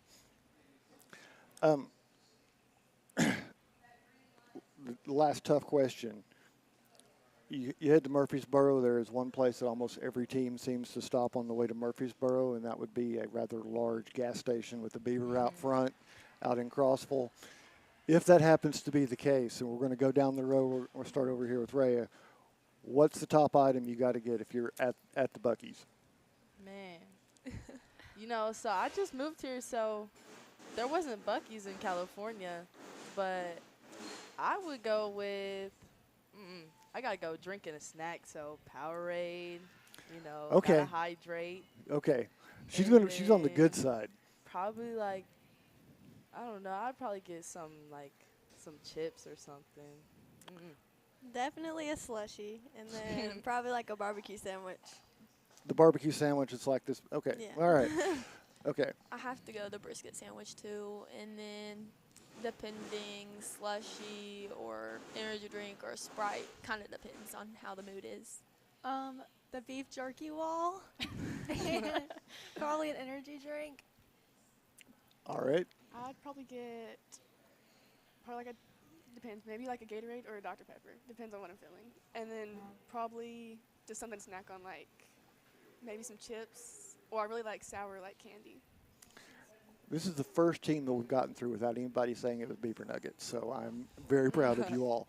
Coach, and I'm going to guess you have the napkins. Is that the way that? Yeah, and maybe a yellow Red Bull. I like those. Okay, and I'm going to work back through. This will be your last question because, and I'll go ahead and say, we appreciate you guys getting up and coming in this morning because it was technically a long weekend for y'all, so we appreciate you coming in on Saturday to hang with us. But we're going to go back down. The pitch that you really want to see if you are the one up to bat with 2 outs in the bottom of the 7th needing a run. The pitch you want the pitcher to throw you. I really like stuff low in the zone, so anything low and maybe just straight down the middle. A little bit up and away. That low way pitch. Low and away. Mm-hmm. Okay. Depends on if I'm slapping or swinging away. If I'm slapping something low and outside, but swinging away something inside. Yeah, I say some low, and yeah, probably in. Could drive on it. So pitchers don't have a chance. I mean, it doesn't matter where they put it. One of these girls can hit it. Yeah. Coach, we appreciate you bringing them in. Give us a quick shout out for people around the program. Program at this level doesn't play that well without a lot of support from a lot of outside of the main coaches out there. But who are the parents showing up to help in concession stands and stuff like that? Who we need to give shout outs to? I think it depends. Like we have Alcoa as a community in itself. So no matter who people are in Alcoa, they are helping our program just by coming to our games, by volunteering in the concession stand, by volunteering in the press box, by helping us with field work. So I think I can't just do one person. I would say it's a community. And that's just kind of what Alcoa Sports brings and the city of Alcoa is. We're one community, and it's one for all and all for one. All right. And so, again, thank you guys for coming in. Thank you for having us. And we wish all the best of luck. I'll give you the same challenge we give to every team that comes in. We love having people come back. We just love it a lot better if they come with a state championship trophy and can put it here on the table because it looks so good under these lights. So not that you need other incentive, but if you want to spend another Saturday morning with this, the best way to do it is to get to state and have a good state tournament. And we wish you all the best of luck. Mike, I think we're ready to turn the page. Okie doke. Time for a break, and when we return, it's the Boyd Sports Spotlight. You're listening to the GoTeez Sports page, and now stay tuned for the best in local sports. For over 90 years, Anderson Lumber Company in Alcoa has proudly served and supported our local communities. Locally owned, so the money made here stays here. Whether you're renovating a kitchen, bath, new floors, doors, or windows, Anderson Lumber is so much more than a lumber store and can take care of you from design to install. We welcome you to visit Anderson Lumber in Alcoa for all your home's needs, or shop over 67,000 items online at AndersonLumberCompany.com. Anderson Lumber since 1925. Aubrey's is known for real comfort, real food, real good. But remember, Aubrey's is also really into Blount County. Aubrey's Maryville has been a strong supporter of local schools and sports programs for more than 15 years. From baseball to football, dance teams, and marching bands, Aubrey's has helped schools and youth programs generate thousands of dollars. It's easy for us to do because it's the right thing to do. So the next time you're looking to choose a place to eat, we hope you'll choose Aubrey's. Real comfort, real food, real good. See what's on the menu at aubreysrestaurants.com. The Roger.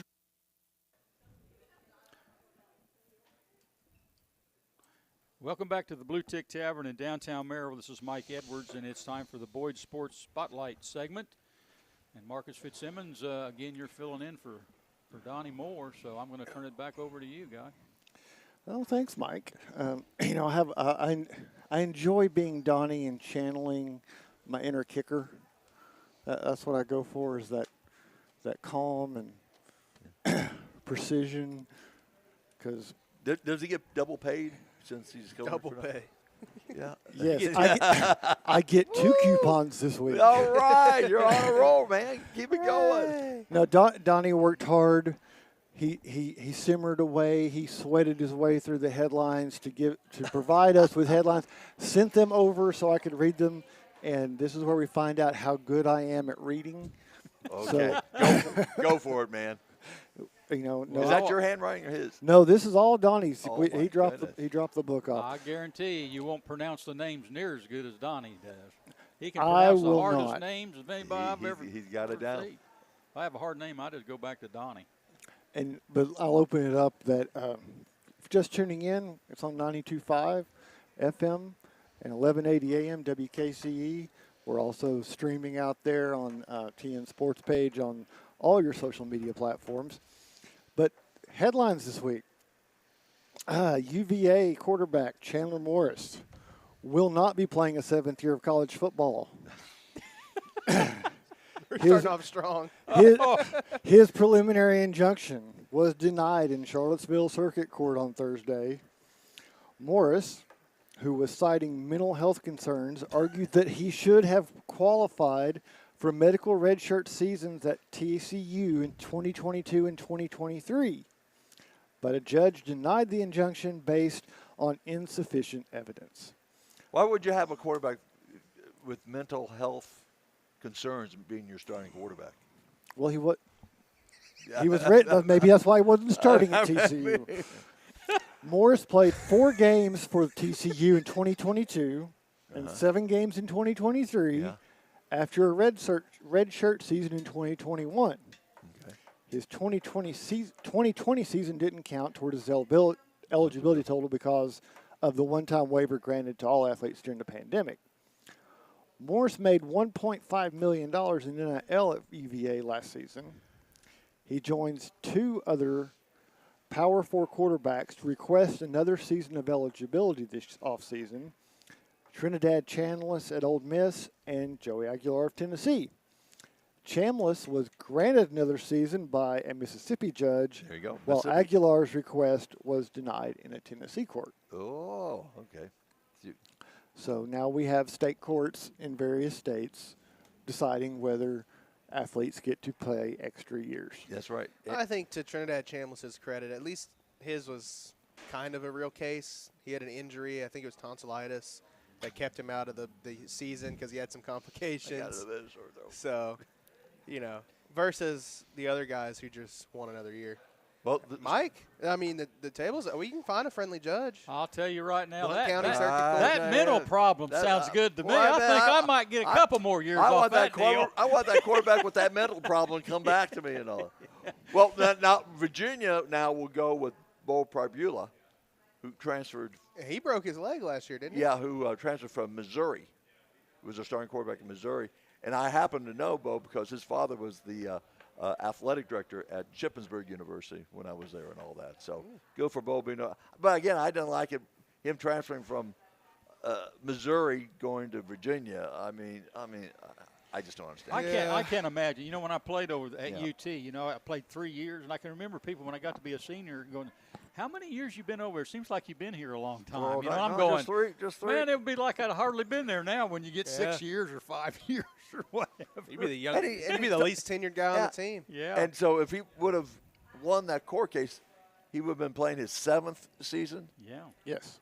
Yeah. That's crazy. I would have been in high school when he was a freshman.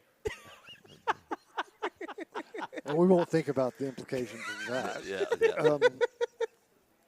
Moving on, New England Patriots defensive back Stephen Gilmore has announced his retirement after a 13-year NFL career. Super Bowl champion and 2019 NFL Defensive Player of the Year. Last played 2 years ago for the Vikings and decided against a comeback in 2026. Yeah, he's about 35, 36 years old. Yeah. Gilmore played 5 seasons in Buffalo, but is most widely known for his 4 years in New England.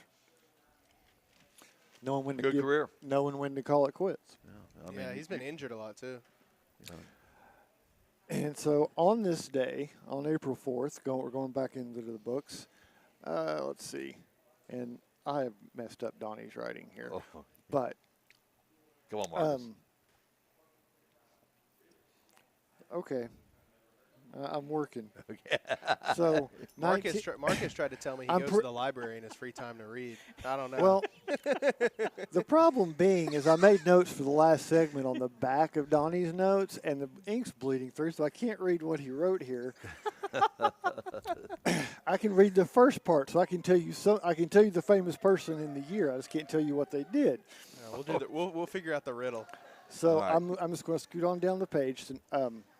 Birthdays. I'm going to start off with those. 1924, Gil Hodges, Hall of Famer first baseman. Yeah, that's right. 8-time All-Star for the Dodgers and Mets, Golden Glove Award winner. Got his baseball card. Yeah. Do you know where he's from? Where? Princeton, Indiana. Princeton, Indiana. I should have known. You mean there's a Princeton in Indiana? The Princeton of the Midwest. Princeton, Indiana, yeah. How the heck that happened? Yeah. In 1938, A. Bartlett Giamatti, MLB commissioner, was born on this date, born on this date, 1938. Okay. Jim Fregosi, MLB 6-time All-Star. Angels. And? Dodgers. And? He's a manager. Mets. Mets. Jim Fregosi. Back then, your career was over when you went to the Mets. Yeah. He was you're done. He was that was born the end on of this the line. day. He was born on this day in 1942 in San Francisco. He was also a manager, too, for a while. He's a good ball player. 1973, Tiffany Woosley. Played for the Houston Comets, was born on this day in 1973 in Shelbyville. Deaths on this day. Okay. These are the ones I don't like. 1999, Earl Wynn Hall of Fame pitcher, Cy Young. And in 2023, Craig Breedlove, 5-time land speed record holder. First to reach 500 miles an hour and 600 miles an hour in land speed records. Alcoa Highway? Is that what he was going down? I believe they were 411. I believe they were using Pellissippi. Pellissippi. Okay. All right. Yeah, you can probably do it. There's a much straighter stretch out there along Pellissippi. Yeah, I believe that's totally. what they were using. Alcoa, you hit that side of the mountain. That's not good. And like I said, I'm doing an abbreviated for the history, but you're doing good. that's all for this week's headlines. And always, I'll let you guys get geared up. We're going to thank our sponsors. Thanks to being our sponsors at Fast Signs. I'm Marcus Fitzsimmons, filling in for Donnie Moore, and we'll take it right back to you, Gunner. Hey, I got a text from Looked Donnie. like he had a lot of pressure. Felt like he had a lot of pressure on him. See why we let Donnie do it, though. Yeah, there's some things I do well. This is not one of them. Yeah, I got a text from Donnie. He said that that quarterback that was going for his 7th year had the twisties. He had the twisties. He had the twisties. Yeah, that's that for 2 years. Yeah, yeah. What? Yeah. I don't even want to know what twisty is. That's when you get to the Olympics and say Yeah. the pressure's too much. Yeah. Oh, okay. And you want that guy as your quarterback? Oh, Mike. Come on, Virginia. Are we back to me? Yeah, we're back to you. I don't have any more. No April twisties. Fool. Oh, April. Oh, you had to Oh, we had to wait. Pigs must be flying. You had to wait till the 4th to go April Fools. All right, let's talk about the Final Four. Heading at 6:09 this evening on TBS and True TV. Illinois will take on Connecticut, and Illinois is a 1.5-point favorite going into the game. And Tony, I'm going to start with you here before I get to Caleb. I think one of the toughest jobs for Connecticut going into this game is coming down from their last game. You know, we've been there as coaches, and coaches say, you know, we got to put it out of our mind now. We got to go to the next step. We got to stay focused. But you know, and I know that's all what they have been talking about. Braylon Mullins. Yeah. Do you think he can get that out of his mind, and those players get that out of their minds when all week long that's all that's been shown on ESPN and every program, you know, in the country, and what's going on there in Indiana with a player's hometown being 15 miles away? How do you get that out of your mind? I don't know you can get that out of your mind. I, as hard as you try, and what I'm saying is I think that's one of Danny Hurley's toughest jobs going into this Illinois game is to bring in his making team, that transition back to ground and get, because they're not talking much about Illinois. No. The media's not talking about Illinois. The Indianapolis TV stations, the radio stations, the newspaper, they're talking about Braylon Mullins, his shot, and Connecticut. That's right. Illinois, and from Illinois' standpoint, if I'm coaching Illinois, I'm going, guys, they don't have any respect for you whatsoever. That's right. They're Not even talking about you. They're not even talking about you. It's falling right into that trap there. How do you feel about that? I totally agree. I mean, that's what all the media, what everyone's been talking about is about their game against Duke, and all of a sudden now, here comes Illinois. Their focus, their concentration is not their last game is and UConn, and so that's what their focus is, and so and Illinois got a player from Tipton, Indiana. They're not even talking about him. No. So they're not talking about him at all. He's an Indiana guy. Yeah. Marcus Fitzsimmons. I mean, I'm willing to bet most people don't even realize that Illinois is in the Final Four. Probably not. They are the team when asked that usually comes up as not mentioned or forgotten, or as the last team people remember. Yeah. When you ask them who's in the Final Four this year. Yeah. And UConn has already played them this year. They beat them, I think, 74-61 by 13. That game was on a neutral site. But isn't Illinois, they're favored, aren't they? They're favored by 1.5 in the game. So, Caleb, fill me in on that. Well, I mean, whenever you get a technical, you shoot two, so there's your cover right there. But I think their biggest problem will be making sure Dan Hurley stays in the game, honestly. But no, I think you kind of look over Illinois, but it's almost, I think we talked about it with the East, but your champion's probably going to come from whoever wins the other game that I'm sure we'll talk about if I had to bet. But this should be a fun one with I like Illinois and Brad Underwood. They've got a good thing going, but also just to see what Dan Hurley has in store on the sideline. Well, listen, he's had a week to sit and think about headbutting more refs. And it's a trap game because if you're UConn, you're looking at them. We beat them already this year by double digits. We just came off a big win. You're feeling good. We're in the Final Four. Coach got away with one. We're untouchable. But if you're Illinois, you're looking at them, it's like, okay, we could have beaten these guys if we had done some things a little bit differently back in November, and we're a lot better team now. And you can also look at it as big game, next game for them. And they've already used up all their Disney magic for this tournament. So if it's a close call, it's going our way, and we can take this. Yeah. So I would actually I would prefer take Illinois in this one. Here's what Connecticut's got going for them, in my opinion. They've got Danny Hurley going for him. Mm-hmm. This is his third trip out of the last 4 years to win a national championship. Third trip, last 4 years. He cuts down nets. He knows how to cut down nets. Yep. He's been there. He's got players on this team. This is a veteran basketball team pretty much. Braylon Mullins hit the shot, but the veteran players have carried this team throughout the year. Mullins has fit in there. Right. He's tried to acclimate into the college game, in my opinion. That team was set. Mm-hmm. That team was set, and they've been to the Final Four. They've got players on there that have won a championship. I think that's what's going for Connecticut. Yeah. But I will say this. I would be seriously surprised if the Illinois coach is not looking down and says, the first guy who sits to the three-point line and doesn't go out and cover Braylon, you're walking home. Yeah. You know, another thing we've failed to mention about UConn is they're losing their top assistant coach. You know who that is? Come on. You guys. I just thought Danny Hurley did everything. No. And I forget his name is Bill Murray's son. Yeah. Bill Murray's son. Yeah. Has been a long time assistant coach at UConn, and now is going to be the head coach at Boston College. So and he's got his head shaved just like Hurley. So when you see two bald-headed guys, the other one is Bill Murray's son. Caleb, on the other hand of UConn. It's amazing what happens when you hang out with me a little bit. Learn a little. There's other things too that. On the other hand, what bothers me a little bit about UConn is they don't go to the free throw line. They don't go to the free throw line very much. I think that's a disadvantage. I think it's a disadvantage in March because of all the uncontrollables. You got to take the free ones, which is getting to the free throw line. And what that also tells me too, Mike, is that they would rather take a jump shot than get to the rim. Because if you're getting to the rim, you're going to get fouled. But I think especially in March too, with how the officials can be hot and cold, you want to get to the free throw line and you want to hit your free throws. And we saw how important that's been. I mean, you just look at Tennessee. They hit their free throws against Iowa State. They won because of them. So I think that's one thing to watch. And, I mean, if you get over the mental hurdle and then end up losing the game because you don't shoot free throws, then you really start to look in the mirror and realize you were right there and didn't get it done.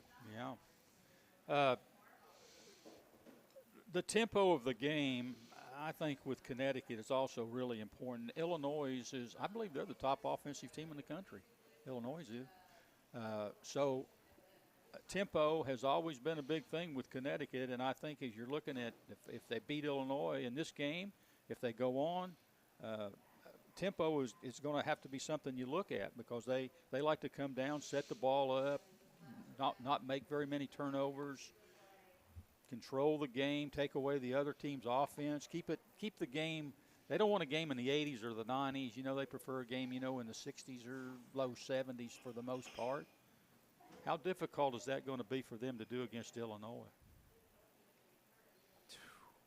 I mean, we talk about it a lot this time of year, but it's whatever team can control the tempo can win the basketball game. And I think that'll be the key of, will UConn control it or will they play how Illinois wants to play? And a lot of it, too, comes down to just hitting shots. It doesn't matter how good your tempo is. If you hold the ball for 30 seconds and miss, then you get nothing out of it. So I think that'll be the way what to watch. And, I mean, Mark has brought up the good point of you start looking, you beat him by double digits early in the year. You controlled that game. Illinois is much improved from then. And, there's some good international players on the floor, too, now that Illinois has clicking. So I'll be curious to see what the tempo is. I don't know. I think it's a toss-up. Flip a coin. Will they do it or not? I honestly, coming off the big win, I don't know if UConn will. And Illinois is hot, and they're playing good basketball. Yeah. Now I don't know very much about Arizona. What can you tell me about Arizona? Yeah, we're going to get to Arizona here in a second, but they're jumping the gun, Tony. Yeah, I'm sorry. I'll just stay back. They're big, strong, and take it to the hoop. Pretty much. Yeah. But anyway, a couple other points about this game. Terrace Reed, you can talk all about the comeback. Terrace Reed was the man against Duke. Terrace Reed inside was the man, and you got to contain him somehow with your size. And Illinois has got some size in there. But you got to stay out of foul trouble. You got to stay out of foul trouble, and you got to take care of him. But on the other hand, Connecticut's got a concern with Keaton Wagner. You know, another draft player, great outside shooter for Illinois, freshman. So we got a couple of really good players right there. That's got to be offset on either side. But who's got the biggest challenge, Illinois or Connecticut? Who's got the biggest challenge with what we've talked about here on the table? Oh, UConn does. UConn's biggest challenge is for Coach Hurley to make it through this game. And I think, you know, Illinois at this point, I feel like is playing with nothing to lose because nobody expected them to go this far, and now they're playing, you know, UConn, who's basically lived in the championship for recent history under Dan Hurley. So I'd say UConn has the most challenge here, just because you have to stop that Illinois offense. You have to live up to the expectations that you're supposed to be here and supposed to win. And also you have to put everything that happened last weekend behind you. Yeah. And I mean, all the talk this week has been about that shot and been about the end of that game. Exactly. So you're going to have to put that behind you and refocus. You got Illinois is about 140 miles from Indianapolis. They're going to have a big crowd there. So it's going to be almost like a home game for Illinois. And you can probably speak the same when we get to Michigan here. In a second. But you got two Big Ten schools. We got to have a Big Ten final. Yeah. Hey, and Indianapolis is a good place to host it. Yeah. Big Ten country. Michigan and Arizona. They'll tee it off tonight at 8:49 p.m. on TBS and True TV. And I think Michigan comes into that one. Both of these teams are number one seeds. I think Michigan 1.5 point favorite going in. So, you know, that's basically a toss-up, isn't it? 1.5, 1 point. But what's the storyline here? What's the storyline with this one? Michigan's really good at basketball, and so is Arizona. Yeah. But, hey, Arizona did good this week with putting the North Carolina distraction behind them by getting Tommy Lloyd to sign that new contract, give him a raise. He doesn't have to report to his athletic director anymore. I'm sure you hate to do that, Tony.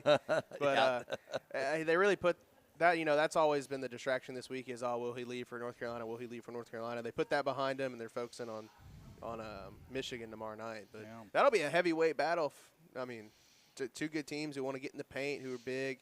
Both can hit shots. Former Tennessee Volunteer, Tobe Awaka, playing in that game for Arizona. So I think that'll be the best game of the night. They're going to beat each other up. You know, we got two physical teams. This is going to be a rough game. From a psychological standpoint, a lot of the prognosticators are saying, well, whoever wins this game is going to win the national championship. But if you beat each other up and you just wear each other out in this one, what are you going to have left, Marcus? And with everybody saying, well, you know, you should have it, you know, after you win the winner of this game. You can worry about your energy level in the national championship after you win this one. Yeah. Because it's going to take everything you got to win this one. I could be totally wrong. It wouldn't be the first time, but this one feels to me like it is going to be a very physical, a very demanding, and a very close game. And if you wanted me to pick one that's going to be the best finish, this would be the one I think you're most likely to see somebody having to hit a shot in the final 3 seconds to win this. Or somebody's going to have to get a stop in the final 3 seconds to get this one.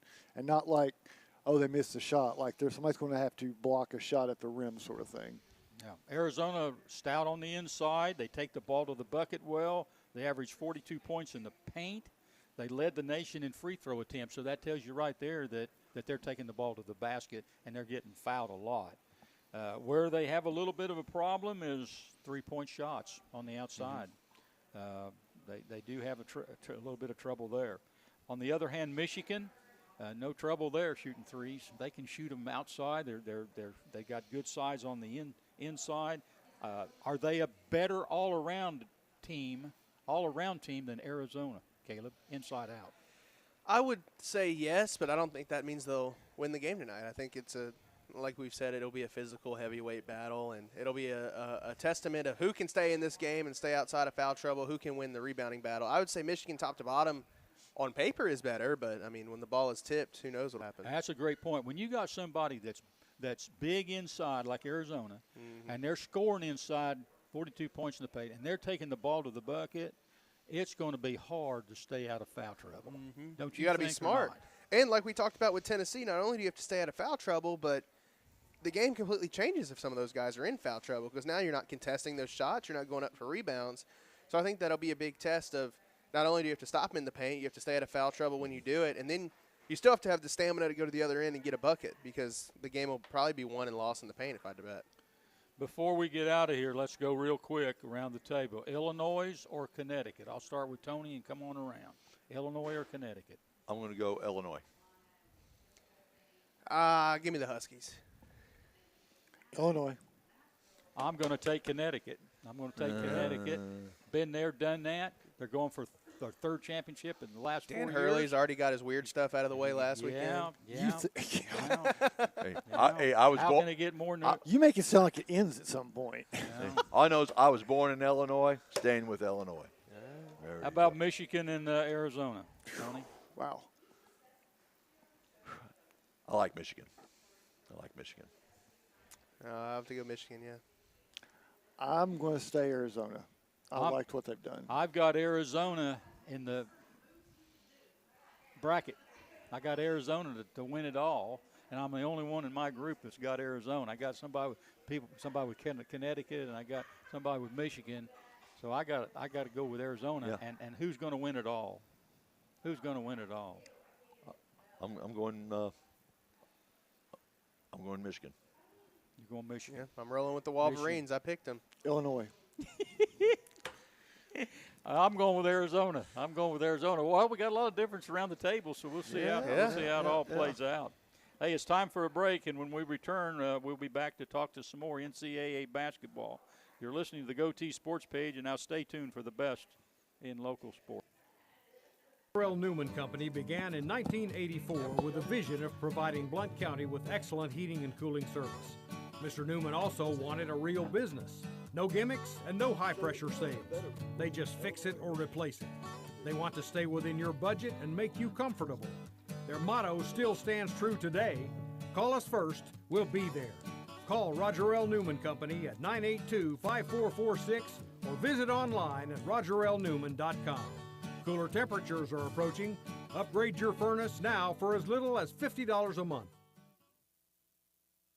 For over 50 years and 3 generations, the people of Blount County have trusted Stevenson Tire with their vehicles and their families. Our mission has always been simple: to provide quality products at reasonable prices with exceptional customer service. Featuring tire products from Michelin, BF Goodrich, Uniroyal, Bridgestone, Firestone, and Yokohama, Stevenson Tire also offers alignment and brake services at affordable prices. Stevenson Tire Company, 2411 East Broadway Avenue in Maryville. Call 983-1621 or online at stevensontire.net.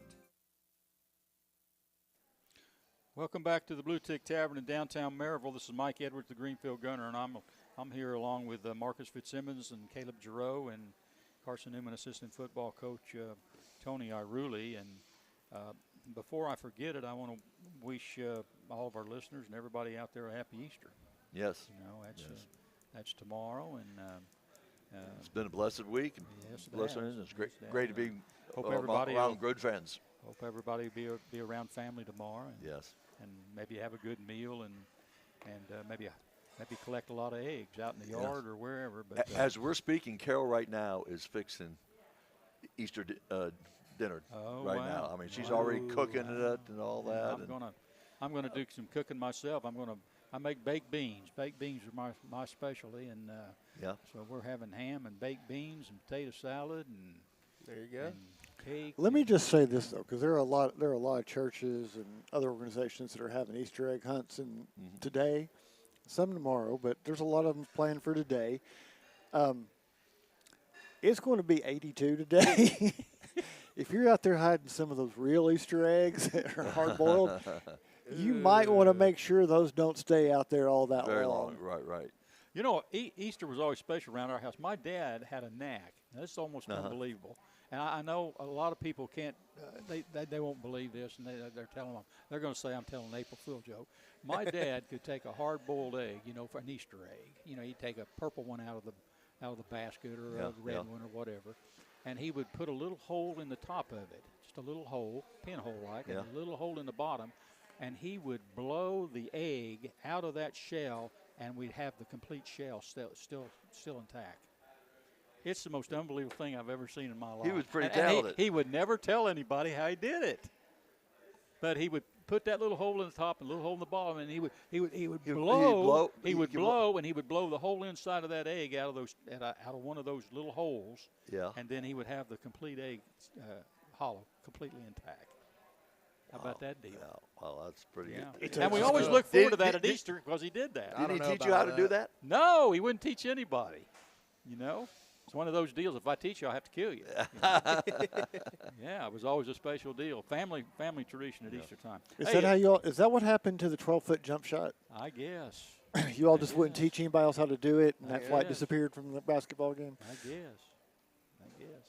Hey, the women's NCAA tournament took place last night. South Carolina, of course, beat UConn 62-48, and Texas and UCLA. UCLA beat Texas 51-44. So UCLA in the national championship game.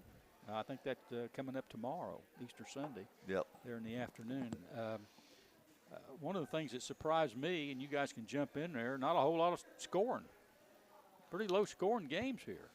The first game last night was, definitely that felt that way. And Gino came out last weekend and complained that they were using new balls and new rims and something's wrong with the court and all type of stuff. So. And really, it was just about him. It's something wrong with him. Yeah, clearly something.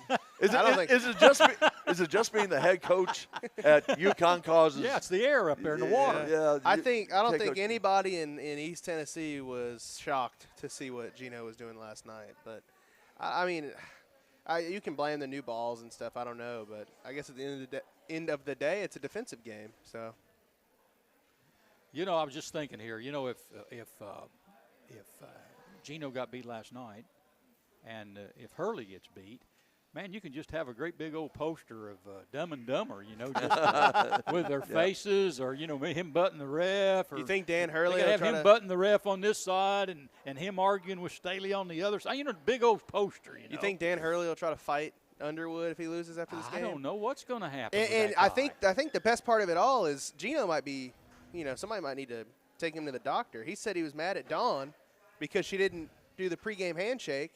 But they got videos, photos that they went through the whole thing. Yeah, I don't know what that was all about. I just don't know. Too many headshots. Finally. Well, he said something about they didn't stand at half court and talk to one another. Like they do during the NCAA. It's supposed to be a procedure where you meet at half court. He says he was there at half court, waited on her for 5 minutes. She didn't show up, and then that's what kind of. And you look at Caleb's right. You look at the video. Pre-game, yes, both staffs shook hands. They passed the line like they do post-game. She shook all of his hand, all the assistants' hands. Then you see him, and he's standing at half court watching her talk to her team in the huddle. Now, I know that has happened at some points, and we have seen coaches stand together at the midline, and it's generally been kind of a TV thing. Yeah. Because they like to get that shot, and they're discussing things like they're old friends, but let's face it. That whole thing was to keep us from talking about how bad UConn played last night. Mm-hmm. That whole thing is a sideshow to keep people from talking that UConn team walked into a buzzsaw unprepared. Mm-hmm. Well, just the year before, the shoe was on the other foot. It was. Listen, he absolutely kicked the living tar out of Dawn Staley in South Carolina the year before. Mm-hmm. And I think she took it pretty well. Best I remember, she went and shook hands and left. Came back the next year with a better team. And came back with a better team, had some incentive, and came back and put the shoe on the other foot, and he didn't like it too well, I guess. But it was a bad look. Yeah. He just walked off the court all by himself, and I don't know. Sometimes you get a Dan Hurley and you get a Gino, and they're winning and they can get by with stuff like that. But sometimes that crap takes away from your team. The effort of your team and the good things your kids are doing. Sure. It's all about Doesn't them. it? All about them, not about the team. Yes, don't you think, Tony? Yeah. We shouldn't be surprised from Gino, though. He's been doing it since he started coaching. He has done. This is a standard Gino thing. He has, with intent, created controversies with other coaches to his advantage in the long run. Yeah, and one of them was right here, Pat Head Summit. He did it with Pat. He did it He's done it with Dawn before. He's done it, and now I think theirs was fairly calm because they coached together in the Olympics. She was an assistant for him in 16, I think. Yeah. But some of those other big names, Tara Vanderveer, I mean, it's not like Gino cares whether he's liked or not. He wants the advantage. He wants to get in other coaches' heads. And he's consistently done this through his 30, 40-year career of poking the bear just to see if he can get inside somebody's head. I'll tell you what, if we had about 10 phones set up right here, and we asked people, so, well, you know, are you rooting for Connecticut going into this weekend? Are you rooting for Connecticut women and Connecticut men in the tournament this year? I'd say these phones would ring off the hook saying, there ain't no way. There ain't no way under the sun I'm rooting for either one of them Connecticut teams. I can guarantee you that. But I think the feelings are still pretty strong here, you know, about Connecticut. And, of course, I don't know what all went on between Pat Hedge Summit and Gino Ariama, but it was obviously deep. And I will say, just because we mentioned her twice, I believe it was Netflix. Somebody came out with it was Hulu came out with a new special on Pat Summit this week and it's pretty good. It's about a 90-minute watch. Really? Okay. Very good. Hulu? Yeah. But I watched it this week, and it was really, really good. I liked what they did. I didn't know if there was any more material they could dig up and cover on her, but they took some new approaches to some of the stuff. I wish it was longer because it felt like they skipped over some parts. Yeah, they kind of shortened some of the what parts. they had was good. I wish the Gino part was a little longer, because they pulled out a quote from Pat where she said Candace only dunked once against Gino because he couldn't handle twice. That's good. That's really good. And people were eating that up yesterday. Candace Parker was at the game yesterday, the UConn South Carolina game, so she watched in person. Yeah. As Gino fell apart. Yeah. Who do you guys like, UCLA or South Carolina? South Carolina. Yeah, I think buzzsaw is the best way to describe them. I like South Carolina, but I think it will be interesting just because UCLA has that 6-7 post that can change the way you play. Mm-hmm. I think it'll be an interesting matchup to see how South Carolina attacks that. I'll take South Carolina. And are we looking at a dynasty there at South Carolina with Dawn Staley? I mean, she's already started it. Yeah. Is this just another step of her going up the ladder with that program? I think she's already in a dynasty right now. Yeah. And all that. I mean, just great basketball, and the players are competitive, and she's a winner. Yeah. Marcus is over here playing in for Donnie, and we appreciate everybody out there listening. And again, happy Easter to everybody. And Tony, great to see you again. And Caleb, yeah, all right. And we'll see everybody next week. Ready to blow that whistle? Holy smoke! What was that? We don't get that loud with Donnie, that's for sure. Hey, that'll do it for this edition of the GoTeez Sports Page. Thanks to Aaron Ishmael back at Loud Media, our host of Bluetick Tavern, and all our sponsors.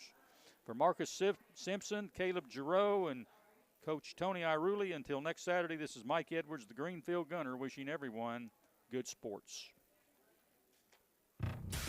And that's the final whistle. Join us again next Saturday for the GoTeez Sports Page. The best in local sports since 1978.